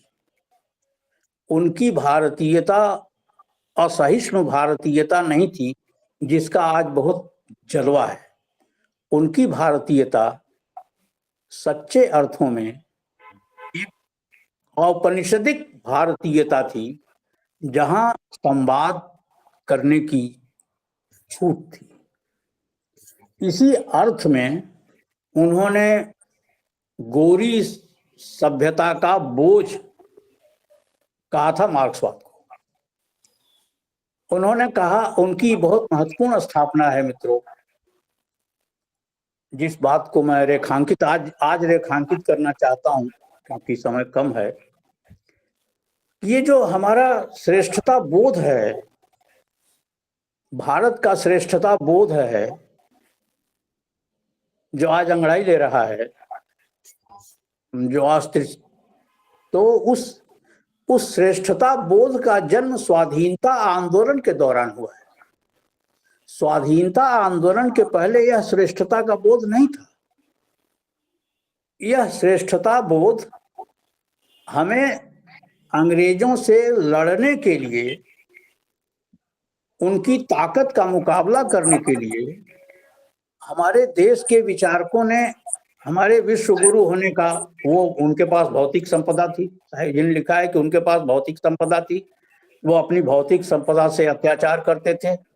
तो हमने अपनी आध्यात्मिक और नैतिक संपदा का इस्तेमाल किया और अपनी आध्यात्मिक और नैतिक संपदा से उनकी अनैतिक भौतिक संपदा का मुकाबला करने का रास्ता निकाला। यह एक बहुत मूल्यवान बात है साईं जी के संदर्भ में, जिसे आज रेखांकित किया जाना चाहिए, और जिस बात को हम लोगों को खास तौर से बहुत ज्यादा दूर तक पहुंचाने की जरूरत है कि ये जो विश्व गुरु गुरु की अवधारणा है, ये अवधारणा कोई असली अवधारणा नहीं है। ये अवधारणा अंग्रेजों से लड़ाई के दौरान विकसित की गई थी। और मुझे ये देखकर बहुत आश्चर्य हुआ मित्रों कि ठीक यही बात पंडित विद्यानिवास मिश्र ने हिंदू धर्म जीवन में सनातन की खोज वाली अपनी किताब में लिखा है। ये इसी एग्जैक्ट इसी तरह का वाक्य है कि जिसे हम आर्य जाति की श्रेष्ठता कहते हैं, वह ब्रिटिश राज का प्रसाद है।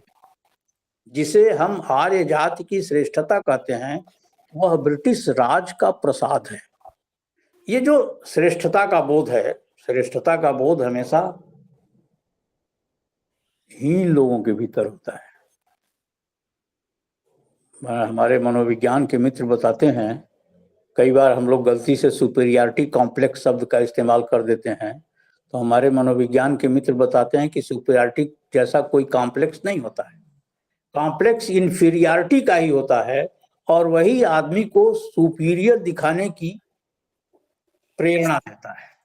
तो यह जो उस भारत के समाजवादियों की कोशिश, चाहे वो जयप्रकाश नारायण रहे हों, आचार्य नरेंद्र देव रहे हों, महात्मा गांधी रहे हों, डॉक्टर लोहिया रहे हों, और इनके निर्गुण सिद्धांतों और निर्गुण दार्शनिक सूत्रों की सगुण व्याख्या करने वाले अपने कर्मों से उनके अनुयायी रहे हों, विजय देव नारायण शाही रहे हों, तो उन्होंने इस बात को हमारे, और रही बात मित्रों जायसी की चर्चा किए बगैर साईं जी की चर्चा पूरी नहीं होती है, क्योंकि साईं जी की आलोचना के बारे में एक मुकम्मल किताब सिर्फ मलिक मोहम्मद जायसी पर है, और जायसी पर बहुत सारी बातें उन्होंने की हैं। तो जो बातें बहुत महत्वपूर्ण है आज के संदर्भ में, जो कबीर और जायसी के बीच का फर्क किया है उन्होंने, पहली बात तो यह कि साहस के साथ यह कहने वाले साईं जी हिंदी आलोचना के अकेले व्यक्ति हैं कि मलिक मोहम्मद जायसी हिंदी के पहले विधिवत कवि हैं। इससे बहुत लोग असहमत हैं, पूरा कबीर पंथ असहमत है, पूरा मार्क्सवाद असहमत है, क्योंकि उनको लगता है कि कबीर के होते हुए और सराफा के होते हुए और स्वयंभू होते हुए ये बात कैसे कही जा सकती है कि जायसी हिंदी के पहले विधिवत कवि हैं। तो साईं जी कहते हैं कि इसलिए कि कवि होने का गुमान गुणी होने का गुमान पहली बार जायसी की कविता में दिखाई देता है। जायसी की कविता धर्म क्षेत्र से बाहर निकलकर मनुष्य के विवेक की कविता है और धर्म के बाहर प्रेम की संवेदना की कविता है। और उनका बहुत महत्वपूर्ण वाक्य है कि क्योंकि जायसी सच्चे कवि थे इसलिए उनके लिए हिंदू और मुसलमान अलग अलग नहीं थे।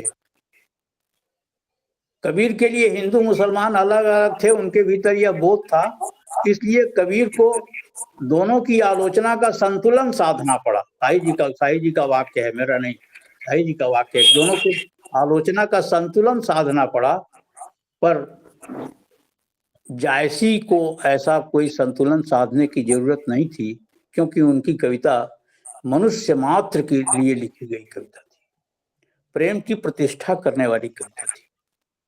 और इस बात को लेकर जब बहस शुरू हुई, मैंने कई बार इस बात को कहा भी है कि जब साई जी कहते हैं कि जायसी हिंदी के पहले विधिवत कवि हैं, तो विधिवत शब्द पर खास ध्यान देना चाहिए। आलोचना बहुत मूल्यवान चीज है और गंभीर लेखक की आलोचना, जो आलोचना लिए नहीं फिरता है और जो हर समय हुई सुबह की धरे कान पर कलम निकले वाली आलोचना में शामिल नहीं है, तो उसकी आलोचना के शब्दों पर बहुत ध्यान देना चाहिए। उन्होंने कहा कि पहले विधिवत कवि हैं, कबीरदास विधिवत कवि नहीं है, वो निर्गुण मार्ग के अनुयायी हैं और निर्गुण मार्ग के प्रेरणा हैं और उसको कविता के क्षेत्र में ले आने वाले हैं। सरहपा विधिवत कवि नहीं है, सरहपा का कोई स्क्रिप्ट हमारे सामने नहीं है, कबीर की कोई स्क्रिप्ट हमारे सामने नहीं है। जो है वो 200 साल बाद उनके चेलों द्वारा किया गया संकलन है। जायसी की हस्तलिपि में लिखा हुआ पद्मावत हमारे पास है, इसलिए जायसी हिंदी के पहले। विधिवत कवि शब्द बहुत महत्वपूर्ण है और जायसी को इस संदर्भ में उन्होंने बहुत विस्तार से याद किया है मित्रों। उन सभी बातों की ओर ध्यान दिलाना संभव नहीं है। उनकी आलोचना का मूल्य ये है कि वो समय को महत्व देते हैं, युग को महत्व देते हैं। उसी प्रयोगवाद लघुमानव के बहाने हिंदी कविता पर एक बहस वाले लेख में साई जी हिंदी के आलोचकों द्वारा प्रेमचंद और प्रसाद को अलग अलग खानों में रखे जाने से असहमत दर्ज करते हैं और कहते हैं कि दोनों का समय एक है, दोनों एक खास युग बोध के रचनाकार हैं। तो युग के जो अंतर्द्वंद्व हैं, एक समय युग के जो अंतर्द्वंद्व हैं, रचना में वे अंतर्द्वंद्व भी सामने आते हैं और उन अंतर्द्वंद्वों को ध्यान में रखते हुए हमें अपनी आलोचना का विकास करना चाहिए, हमें अपने मूल्यांकन सरणी का विस्तार करना चाहिए। तो शाही जी के बारे में बहुत सारी बातें कही गई हैं, हमारे सभी मित्रों ने बहुत मूल्यवान बातें कही हैं। उन सभी बातों के साथ मैं अपनी बात को जोड़ते हुए खुशी का अनुभव कर रहा हूं और प्रशांत जी को, उमनाथ जी को, हृदय जी को बहुत बहुत बहुत धन्यवाद देता हूं कि उन्होंने यह संयोग उपस्थित किया। फिर दूसरे चक्र में अगर कोई बात होगी तो अपनी बात रखूंगा। बहुत धन्यवाद। बहुत आभार आदरणीय चितरंजन जी।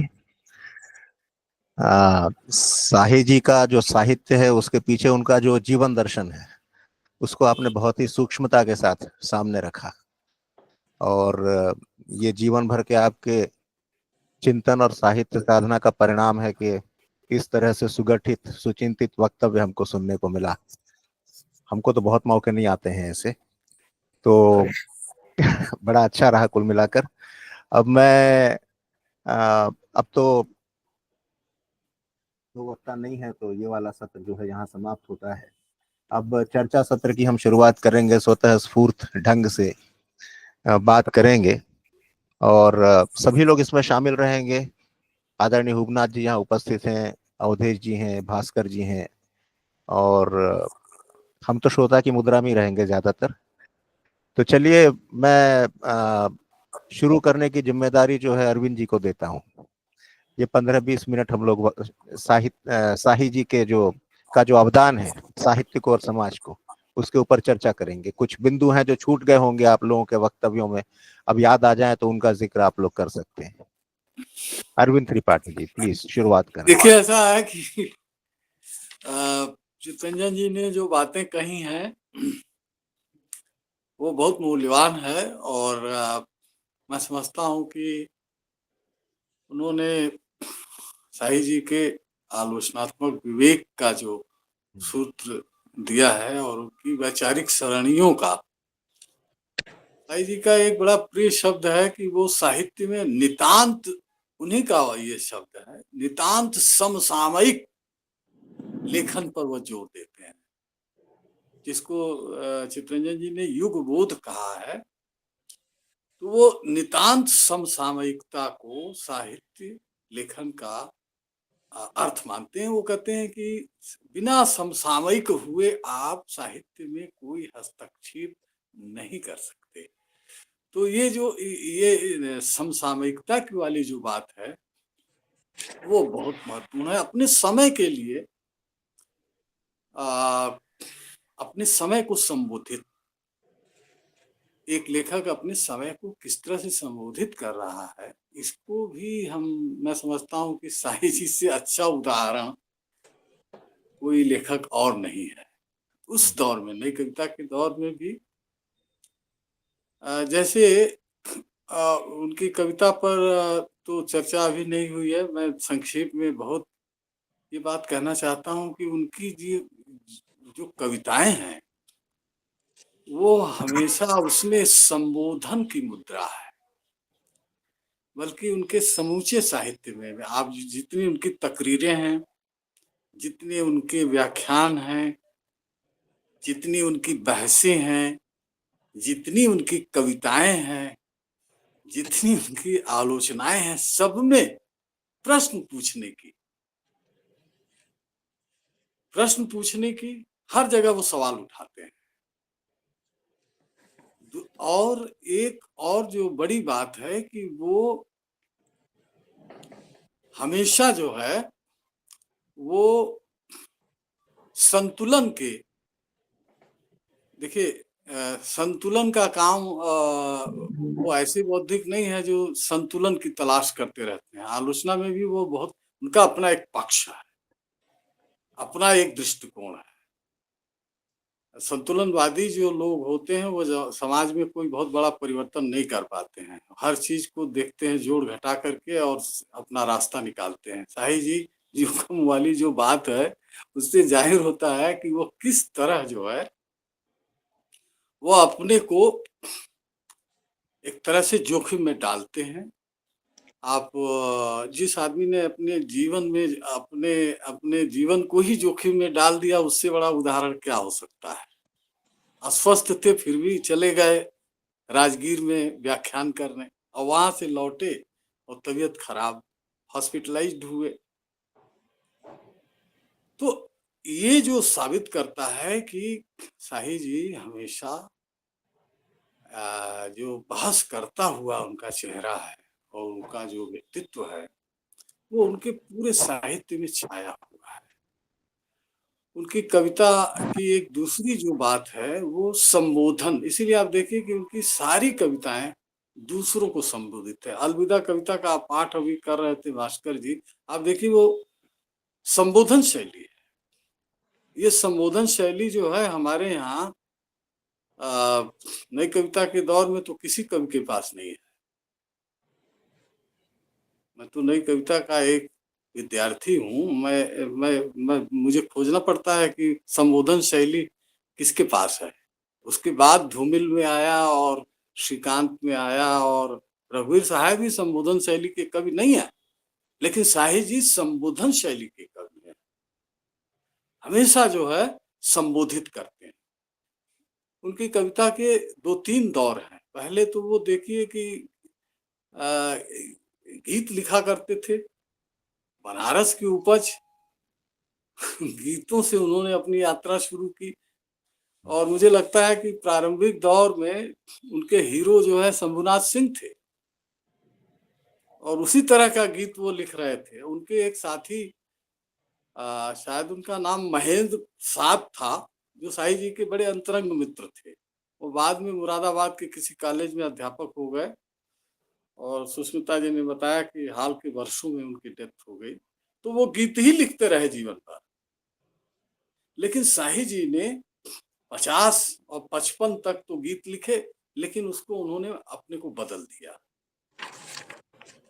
और उनके जितने भी समकालीन हैं उन्होंने भी बदला।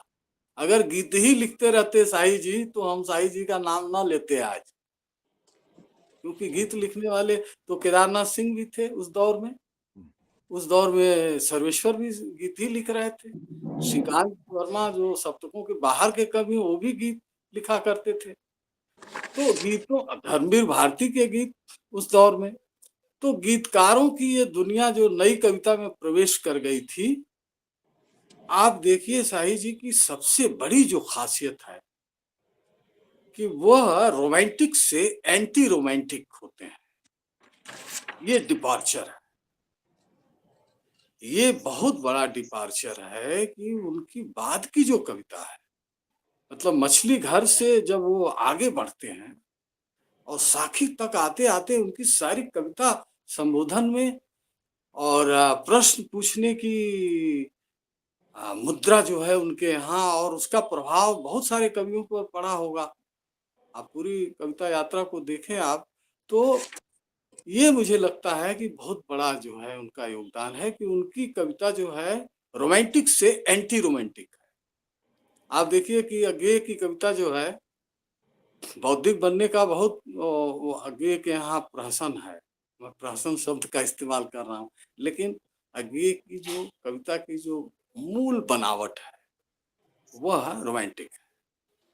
वो रोमांटिसिज्म जो उनके यहाँ बार बार जो है पीछा करता है। लेकिन शाही जो स्वयं गीत लिख रहे थे बाद में जो है वो एकदम एंटी, मतलब आप कल्पना नहीं कर सकते उनके शुरू के जो गीत हैं जो संग्रह में आ चुका है उनके, और साखी में जिस तरह की कविता वो लिख रहे हैं। साखी की जिन कविताओं का पाठ अभी भास्कर जी ने किया है, कौन मेरे साथ आ रहा है, एक उनकी बड़ी महत्वपूर्ण कविता है, कोई कुएं में गिर गया है। सांप काटे भाई से सवाल एक कविता है उनकी। सांप काट लिया है और वो क्या कविता है, मुझे तो वो एक गहरे अर्थों में राजनीतिक कविता लगती है। ये जो राजनीतिक कविता की बात बार बार की जाती है और हमारे सारे जो मार्क्सवादी मित्र हैं वो नागार्जुन से आगे बढ़ते ही नहीं है और रघुवीर सहाय तक आते आते। लेकिन मैं कहना चाहता हूँ कि राजनीतिक बोध की जो कविता है वो सही उसके प्रस्थान बिंदु है नई कविता के दौर में।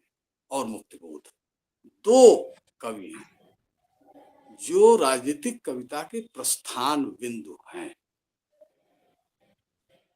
आप मतलब, और साखी की कविताओं में तो सारा उनका टोन राजनीतिक है, सामाजिक और राजनीतिक।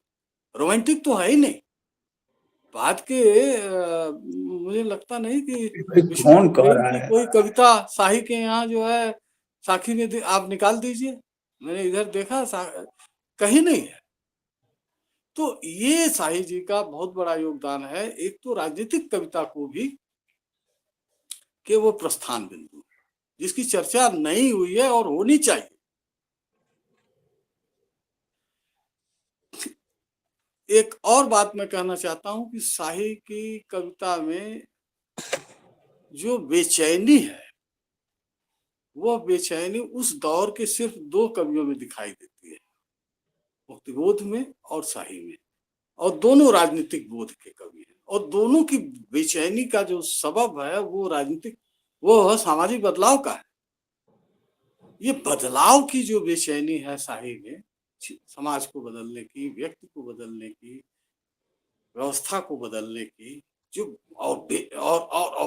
लेकिन लेकिन एक बड़ी जो चीज है, औरों के यहाँ जो है बौखलाहट का स्वर है, जैसे धूमिल में बौखलाहट आ गई, श्रीकांत में भी चीख पुकार आ गई, लेकिन शाही में जो संयम है, वो संयम हमारे राजनीतिक कविता लिखने वाले कवियों के लिए आज भी पाथेय का काम है। ये जो संयम है वो गहरी से कोई कौन मेरे साथ आता है, जरा वो उस कविता को देखिए, अभी जो पाठ किया है इन्होंने, तो मुझे लगता है कि कई दृष्टियों से, मतलब मैं तो साईं जी को जब भी उनकी कविता को पढ़ता हूँ तो मैं सबसे निकट मुक्तिबोध के पाता हूँ। और ये बाद के वर्षों में आखिरी अपने जीवन के आखिरी वर्षों में उन्होंने जायसी वगैरह पर काम कर रहे थे, तो उसी दौरान सत्यप्रकाश मिश्र, इस बात का खुलासा सत्यप्रकाश मिश्र ने किया है। सत्यप्रकाश जी ने लिखा है कि एक दिन उन्होंने कहा कि भाई मुक्तिबोध की चर्चा होने लगी, तो उन्होंने कहा साईं जी आपने मुक्तिबोध पर तो कुछ लिखा नहीं है, तो उन्होंने कहा जरा उनकी चीजें भाई हमको सुलभ कराइए आप। तो मुक्तिबोध की बहुत सारी चीजें उन्होंने उपलब्ध कराई, और जाहिर है कि उनके पास अगर जीवित होते तो मुझे लगता है कि मुक्तिबोध पर जरूर वह लिखते कुछ, क्योंकि उनके दिमाग में ये था, क्योंकि उनकी कविता गहरे अर्थों में राजनीतिक कविता है, और मुक्तिबोध से उनका तादाद, मुक्तिबोध जैसी बेचैनी, मुक्तिबोध जैसी सामाजिक परिवर्तन की जो उत्कंठा है, जो चाहत है, और राजनीतिक बोध, ये तीनों चीजें। हिंदी में एक अजब रिवाज है कि हम कविता के आधार पर कवियों का मूल्यांकन नहीं करते हैं, अक्सर विचारधारा के आधार पर जो है करते हैं। और मेरा ये मानना है कि एक सच्चे आलोचक को, सच्चे पाठक को कविता के पास विचारधारा के कवच को हटा करके सीधे कविता से साक्षात्कार करना चाहिए। मुझे हमेशा मुक्तिबोध में जो फैंटेसी है, आप देखिए साहित्य की कविताओं में जो फैंटेसी है, जो रहस्यात्मकता है, ये रहस्यात्मकता जो है वो कोई अस्तित्ववादी सवाल नहीं है। कई हमारे मार्क्सवादी विचारकों ने यह कहा है कि साईं जो है रहस्यवाद की ओर मुड़ गए थे। वो रहस्यवाद नहीं है, वो उस तरह का रहा, जैसे वो ब्रह्मांड के रहस्य की बात करते हैं। साईं की बहुत सारी कविताओं में ब्रह्मांड के रहस्य की तरह है, मतलब वो चीजों को, सृष्टि के रहस्य को भी जानना चाहते हैं। मछली घर की बहुत सारी कविताएं इसके गवाह है। तो ये जो अगर मेरे अंदर कौतूहल है, उत्सुकता है, और मैं चीजों को जानना चाहता हूँ, तो इसके पीछे रहस्यवाद एक अजीब टर्म है हिंदी में, खासतौर से कविता के लिए जो छायावाद के दौर में पैदा हुआ। लेकिन ये जो साहित्य का जो रहस्य बोध है, ये सृष्टि के जो अनंत विस्तार हैं और उसके जो रहस्य हैं। एक लेखक ने अच्छी बात कही है कि उनका रहस्य के प्रति जो ललक है साहित्य में, वो उसी तरह जैसे आइंस्टीन के भीतर हर सृष्टि के रहस्य को जानने की बेचैनी थी।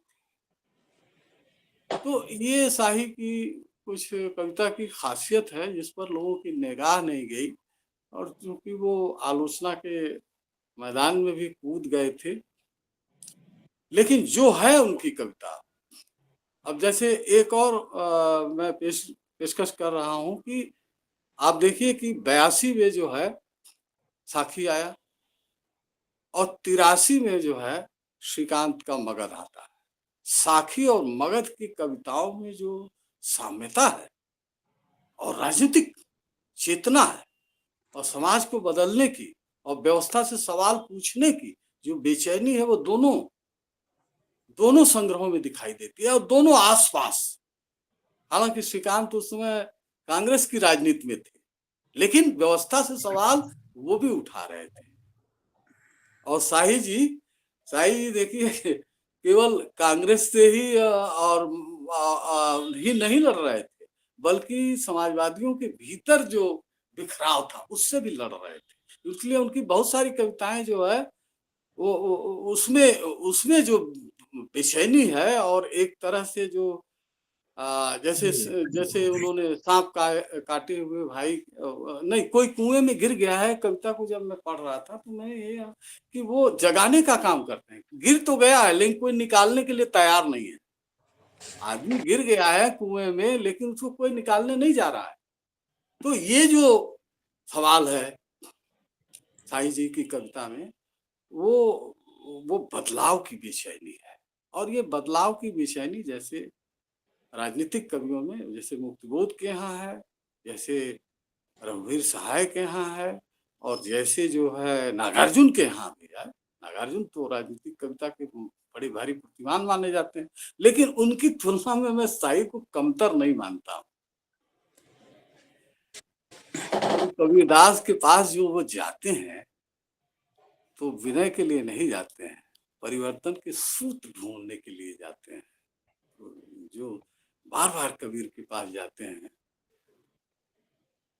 तो ये मेरे कुछ साई की कविता के बारे में ये मेरे कुछ विचार हैं। और मैं सोचता हूँ कि साई जी पर नए सिरे से उनकी कविता पर काम नहीं हुआ है, होना चाहिए। हो सकता है आने वाले समय में कुछ चीजें हमारे मित्रों द्वारा लिखी जाए, नए लोग साई जी से जुड़ रहे हैं, ये बड़ी खुशी की बात है। करीब 15-20 लोग तो नए लोग मुझे मिले हैं जो साई की कविता को लेकर के, की आलोचना को लेकर, उनकी विचार दृष्टि को लेकर के बहुत वो ज्यादा तैयारी के साथ काम कर रहे हैं। मेरा ख्याल है कि इतनी बात ही पर्याप्त। जी, बहुत अच्छा रहा। बहुत रेशा रेशा आपने सुलझा के रख दिया साईं जी की कविता का। और मैं किसी वक्ता के रूप में नहीं आ रहा हूँ, मैं तो बस एक पाठक के रूप में कुछ बात कर रहा हूँ।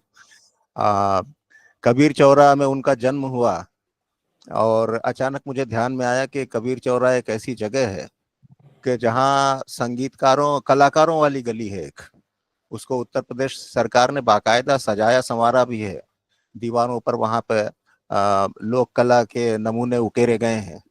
और सितारा देवी उसी गली में उनका जन्म हुआ, राजन साजन मिश्रा भी वहीं से थे, और भी बहुत से संगीतकार जिन्होंने पूरे विश्व में शास्त्रीय संगीत का परचम फहराया, वहीं पे उनका जन्म हुआ। उसको कलाकारों वाली गली कहते हैं। कबीर चौरा की यह विशेषता है।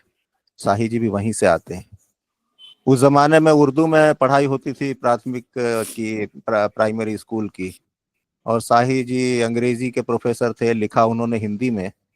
और सुष्मिता जी बता रही थी कि बीए में जो विषय उन्होंने लिए थे अंग्रेजी के साथ उन्होंने अरबी भाषा ली थी, और वो फारसी के भी उतने ही अच्छे विद्वान थे। तो ये जो अरबी, फारसी, अंग्रेजी और ये इस तरह का जो संगम कहें तो ये बहुत कम लोगों में मिलता है। और रहस्य की आपने बात की कि कुछ लोग कहते हैं कि, मैं तो खैर टेक्निकल फील्ड का हूँ, मैं एक पाठक की तरह ही कह रहा हूँ, मैं ये नहीं कहता कि मैं सही कह रहा हूँ। अब कुछ लोग आलोचक अगर कहते हैं कि साहिब जी रहस्यवाद की ओर मुड़ गए थे, तो मैं कहूँगा क्या गुनाह किया था? रहस्यानुभूति क्यों नहीं होना चाहिए? सारे जीवों में सिर्फ मनुष्य है जो कविता लिखता है, और सिर्फ मनुष्य ही है जो प्रकृति के मूल प्रश्नों से दो चार होता है कि मैं कौन हूँ, ये सृष्टि क्या है, और ये रहस्य उसको हमेशा उद्वेलित करता रहता है। मनुष्य ही है जो चेतना संपन्न है, बाकी प्राणी नहीं है। एक मनुष्य ही है जो आध्यात्मिक पीड़ा से ग्रस्त होता है। अगर ये चीजें किसी की कविता में आती हैं तो आलोचक उसको किस तरह से उसको सर्टिफाई कर सकते हैं या नहीं कर सकते हैं। तो खैर ये सब तो मैं मानता नहीं। कविता की कोई सीमा नहीं होती, विषयों की कोई सीमा नहीं होती। इसीलिए मेरे हिसाब से तो आलोचना को किसी खांचे में रख के नहीं चलना चाहिए, और समग्र रूप में कवि की अभिव्यक्ति को जो है सम्मान मिलना चाहिए, चाहे वो रहस्यानुभूति हो, या वो राजनीतिक कविता हो, या दार्शनिक कविता हो। और मनुष्य की पीड़ा तो उसमें होती है, समाज की पीड़ा उसमें होती ही है। कुछ कविताओं में अगर मनुष्य अपने अंतर्मन में झांकता है तो वो भी मेरे हिसाब से तो अच्छी कविता ही है। इसमें मुझे कोई ये नहीं दिखाई देता। अब किसी को आलोचक का सर्टिफिकेट चाहिए तो बात अलग है। अब आप ही लोग बताइए, यहाँ जो महानुभाव बैठे हुए हैं, आप स्वयं ही सामने आए, अपनी बात कहें। चित्तरंजन जी हैं, हुप जी हैं। भूपनाथ जी से कुछ दो चार वाक्य, 2-4 मिनट हम लोग भूवनाथ जी को भी सुनना चाहेंगे। बिल्कुल, मैं भी चाहता तो वही हूँ। मेरे मन बिल्कुल। की बात भूवनाथ जी, आपने कह दी। माना कि कोई किताब तैयार कर रहे हैं, जल्दी हम लोग बीच में आएगी, जी लेकिन बिल्कुल। लेकिन उस तैयारी में पहले की तैयारी कोई स्थगित थोड़े हो गई है। नहीं सर, समय वैसे हो गया है, जो समय तय था हमारा। समय तो हो जी गया है। हाँ, पर सिर्फ मैं एक ही बात कहना चाहूंगा कि ये शाही जी पर जो बात हो रही है कि शाही जी के जो सृजनात्मक तेवर हैं वो तो पूरी तरह कबीर के हैं। जैसे वो संबोधन की बात करते हैं तो वो जी कबीर जी, से वो ही तो कबीर से ही लिया गया है। लिया गया है। लेकिन उनका जो आलोचनात्मक पक्ष है उस पर हमें कहीं जायसी दिखाई पड़ते हैं। तो इनके जो शाही जी के व्यक्तित्व के दो हिस्से हैं, एक पर जायसी जी हैं और दूसरे तरफ कबीर हैं, और दोनों का संतुलन पूरी तरह से साधा है शाही जी ने। दुर्भाग्य हमारा ये रहा कि शाही जी को जैसे अभी वो प्राध्यापक की आलोचना की बात कर रहे थे, तो हमारे पाठ्यक्रमों में जो जगह मिलनी चाहिए थी शाही जी को, वो मेरे ख्याल से पिछले 50 वर्षों में नहीं मिली। और मुझे नहीं लगता कि शाही जी की कोई भी किताब किसी भी यूनिवर्सिटी में के पाठ्यक्रम में लगी होगी। मेरी अपनी जी जानकारी सीमित हो सकती है, पर जहां तक मेरी जानकारी है विश्वविद्यालयों की, तो जी शाही जी जी न तो पढ़ाए जाते हैं, न तो जायसी को पढ़ते हुए शाही जी को पढ़ा जाता है। असल में जायसी को पढ़ते हुए तो जायसी को भी नहीं पढ़ा जाता है, वो तो गाइड पढ़ी जाती है। लेकिन जो शिक्षक होते हैं वो रामचंद्र शुक्ल जी से आगे नहीं बढ़ पा रहे। तो ये जो चीज है कि अब हो सकता है कि इसके पीछे कोई एक साजिश भी हो कि भाई देख, हमें जायसी को इसी खांचे में देखना है, शाही के खांचे में देखना ही नहीं है। पुरुषोत्तम सबसे अग्रवाल जी शुरुआत है, सवाल, उन्होंने काफी काम किया। पुरुषोत्तम अग्रवाल जी ने जायसी पे हाँ काफी प्रसिद्ध हाँ किताब उनकी लिखी। किताब आई है अभी, एक बहुत अच्छी किताब जायसी पर इंद्र विद्या वाचस्पति की है, जो मेरे ख्याल से कभी मुख्य धारा में आई ही नहीं पढ़ने में। और बहुत अच्छी हाँ किताब पद्मावत सार नाम से लिखी है उन्होंने। तो मेरा ये कहना है कि, और दूसरी बात कि जहाँ जायसी पढ़ाए जाते हैं वहाँ जो संदर्भ ग्रंथ दिए जाते हैं पाठ्यक्रम में, वहां पर भी जायसी में शाही जी का नाम नहीं होता है। तो क्योंकि शाही के मार्फत अब जायसी के पास जाते हैं तो आपके पास सवाल पैदा होते हैं। बाकी जो दूसरे रास्ते से जाते हैं तो वहां आपके मन में खाली श्रद्धा पैदा होती है, और जहाँ श्रद्धा पैदा होती है वहां साहित्य खत्म होना शुरू हो जाता है। तो हो सकता है कि इसके पीछे ऐसा भी कुछ चलन हो। फिर भी अब हमारी कोशिश ये रहेगी कि हम ज्यादा से ज्यादा शाही जी को हम मुख्य धारा में लाने की कोशिश करें, और कम से कम हमारा जो इलाका है महाराष्ट्र का, वहां पर हम शाही जी की कविताएं, और भले वो BA फर्स्ट ईयर से लेकर MA तक हो, और शाही जी की चर्चा तो हम करते रहेंगे। अब शुरुआत तो हो चुकी है, भले बहुत जन्म अच्छी बात। शताब्दी पर ही सही। बहुत सही कहा हुबराज जी ने, और मैं भी थोड़ी सी बात जोड़ना चाहता हूं अपनी।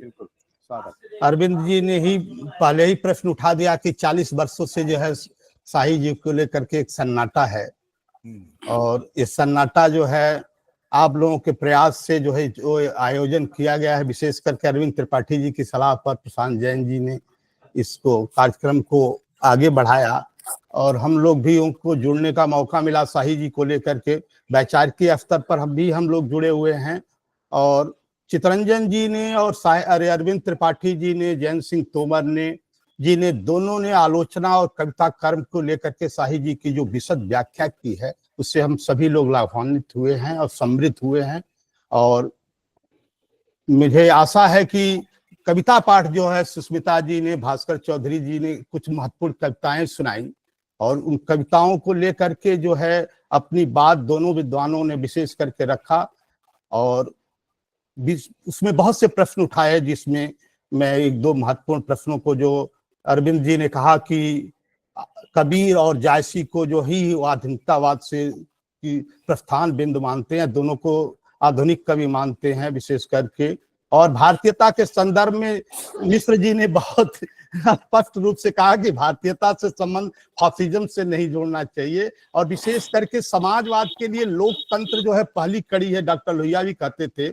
और उनका ये भी सूत्र वाक्य था कि जिस दिन सड़कें सूनी हो जाएगी संसद आवारा हो जाएगा। या उनका एक और सूत्र वाक्य कि जिंदा कौमें 5 साल तक इंतजार नहीं करती हैं। ये कुछ वाक्यों को जो है सिद्धांतकार के रूप में मुझे लगता है लोहिया के किशन पटनायक और मधुलिमय के बाद जो है शाही जी भी एक बड़े सिद्धांतकार हैं और कवि कर्म से भी जुड़े रहे हैं। चुनाव जैसा कि बताया त्रिपाठी जी, रेणु जी भी लड़े थे और रेणु जी को तो जेपी आंदोलन में सर फट गया था उनका, जो है सर फटे हुए नागार्जुन और रेणी गांधी मैदान में दोनों आए थे जब जयप्रकाश जी की रैली हुई थी और 300 रुपए की जो उनकी बिहार सरकार से जो मिलती थी पेंशन, वो दोनों ने वापस कर दी थी और जेल भी गए थे, पद्मश्री भी। तो उसी तरह के जो है शाही जी भी केवल कवि और रचनाकार तक अपने को नहीं सीमित रखते थे, पार्टी के कार्यकर्ता के रूप में 67 में चुनाव भी लड़ा उन्होंने और बहुत विधिवत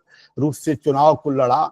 और तो मैं सोचता हूँ इन सारी चीजों को जो है आज जो है गोष्ठी बहुत ही महत्वपूर्ण रही है। इसका द्वितीय चरण है जिसमें बहुत से विद्वान और जुड़ेंगे और शाही जी पर अपनी बात कहेंगे। और शाही जी की कविताओं को लेकर के बहुत से लोगों ने बीच बीच में, हम लोग जब इस कार्यक्रम कर रहे थे तो अपनी जो है असहमतियां और कहिए कि विरोध, जो सैद्धांतिक विरोध तो कुछ था नहीं, क्योंकि ये लोग केवल आवरण ढके हुए विरोध करते हैं। कविता को जैसे अरविंद जी ने कहा कि जो है विचारधारा के आवरण में अगर कविता को देखेंगे तो कविता को जो है आप साथ सही जो है न्याय नहीं कर पाएंगे, विचारधारा के आवरण को हटाना होगा। और आलोचक को खराद का शब्द प्रयोग किया, हम लोग उसी ग्रामीण परिवेश के हैं, तो खराद पर अपने को उतारना होगा, उसके बाद आलोचना की जाएगी। तो इन दोनों विद्वानों ने बहुत महत्वपूर्ण प्रश्न उठाए और मैं दोनों को जो है अपने तरफ से जो है विनम्र जो है उनके प्रति जो है आदर व्यक्त करता हूं। जयंत सिंह तोमर जी तो मेरे आग्रह पर जुड़े, रमाशंकर जी को भी मैंने जोड़ा था, कहा था, लेकिन शायद वो जुड़ नहीं पाए। भास्कर चौधरी जी और सुष्मिता जी ने कविताओं का सुंदर पाठ किया और हमारे सारे विद्वानों ने, विशेष करके चितरंजन जी का स्नेह रहा, अरविंद त्रिपाठी का तय रहा। दोनों का हमने जो अनुभव निकालने का जो है पिछला अंक कर रहा था शताब्दी वर्ष, तो हम लोगों ने सोच करके विजय देव नारायण शाही को भी जोड़ा, जबकि अंक में 5 लोग जुड़ गए, लेकिन फिर भी कुछ लेख जो है इन विद्वानों के मिले, विशेष करके चितरंजन जी का लेख और अरविंद त्रिपाठी जी का लेख जो है हम लोग समालोचना से अरविंद जी का लिया, एक और लेख लिया, क्योंकि और जयंत जी से हमने प्रोफेसर आनंद कुमार से बात की, लेकिन वो नहीं लिख पाए, कहा जयंत सिंह तोमर, हाँ वही सर, वो तो हम लोग निकाले ही हैं हम लोग। तो ये सारी चीजें जो है विजय देव नारायण शाही जी को लेकर के जो की जा रही है, मैं सोचता हूँ ये हमारे लिए, सबके लिए, जो सैद्धांतिक रूप से समाजवादी विचारधारा से और चाहे उनकी कविता से जुड़े हुए एक सुखद जो है अनुभव है। और इस अनुभव को हुबनाथ ने जैसे कहा कि, और अरविंद जी ने भी कहा, चितरंजन जी ने भी कहा कि उनकी कविताओं को जो है एक बहुत बड़ा वर्ग जो है अपरिचित है और उनको जोड़ने की जरूरत है। इन्हीं शब्दों के साथ मैं अपनी बात को समाप्त करता हूं। बहुत आभार अवधेश राय जी, आपने हम सब की तरफ से आभार ज्ञापन कर ही दिया है और अब अलग से कोई आभार ज्ञापित करने की जरूरत नहीं है। फिर भी मैं अपनी ओर से और जो मंच के संयोजक हैं आदरणीय हुबनाथ जी और आदरणीय हृदय महंत जी, जो मौजूद नहीं हमारे बीच में फिलहाल इस सभा में, हम तीनों की तरफ से आप सबका पुनः आभार। और इसमें आयोजन में मैं कहना चाहूंगा, हालांकि अवधेश जी कह चुके हैं, अवधेश जी का स्वयं का, अरविंद जी का और चितरंजन जी का जो योगदान रहा है, उसकी वजह से ही ये कार्यक्रम इतनी अच्छी तरह से संपन्न हो पाया है। आप सबका पुनः आभार। सुष्मिता जी और भास्कर चौधरी जी का कविता पाठ के लिए आभार। तो अब इस तरह से हमारा ये कार्यक्रम जो है समाप्त होता है। धन्यवाद सर।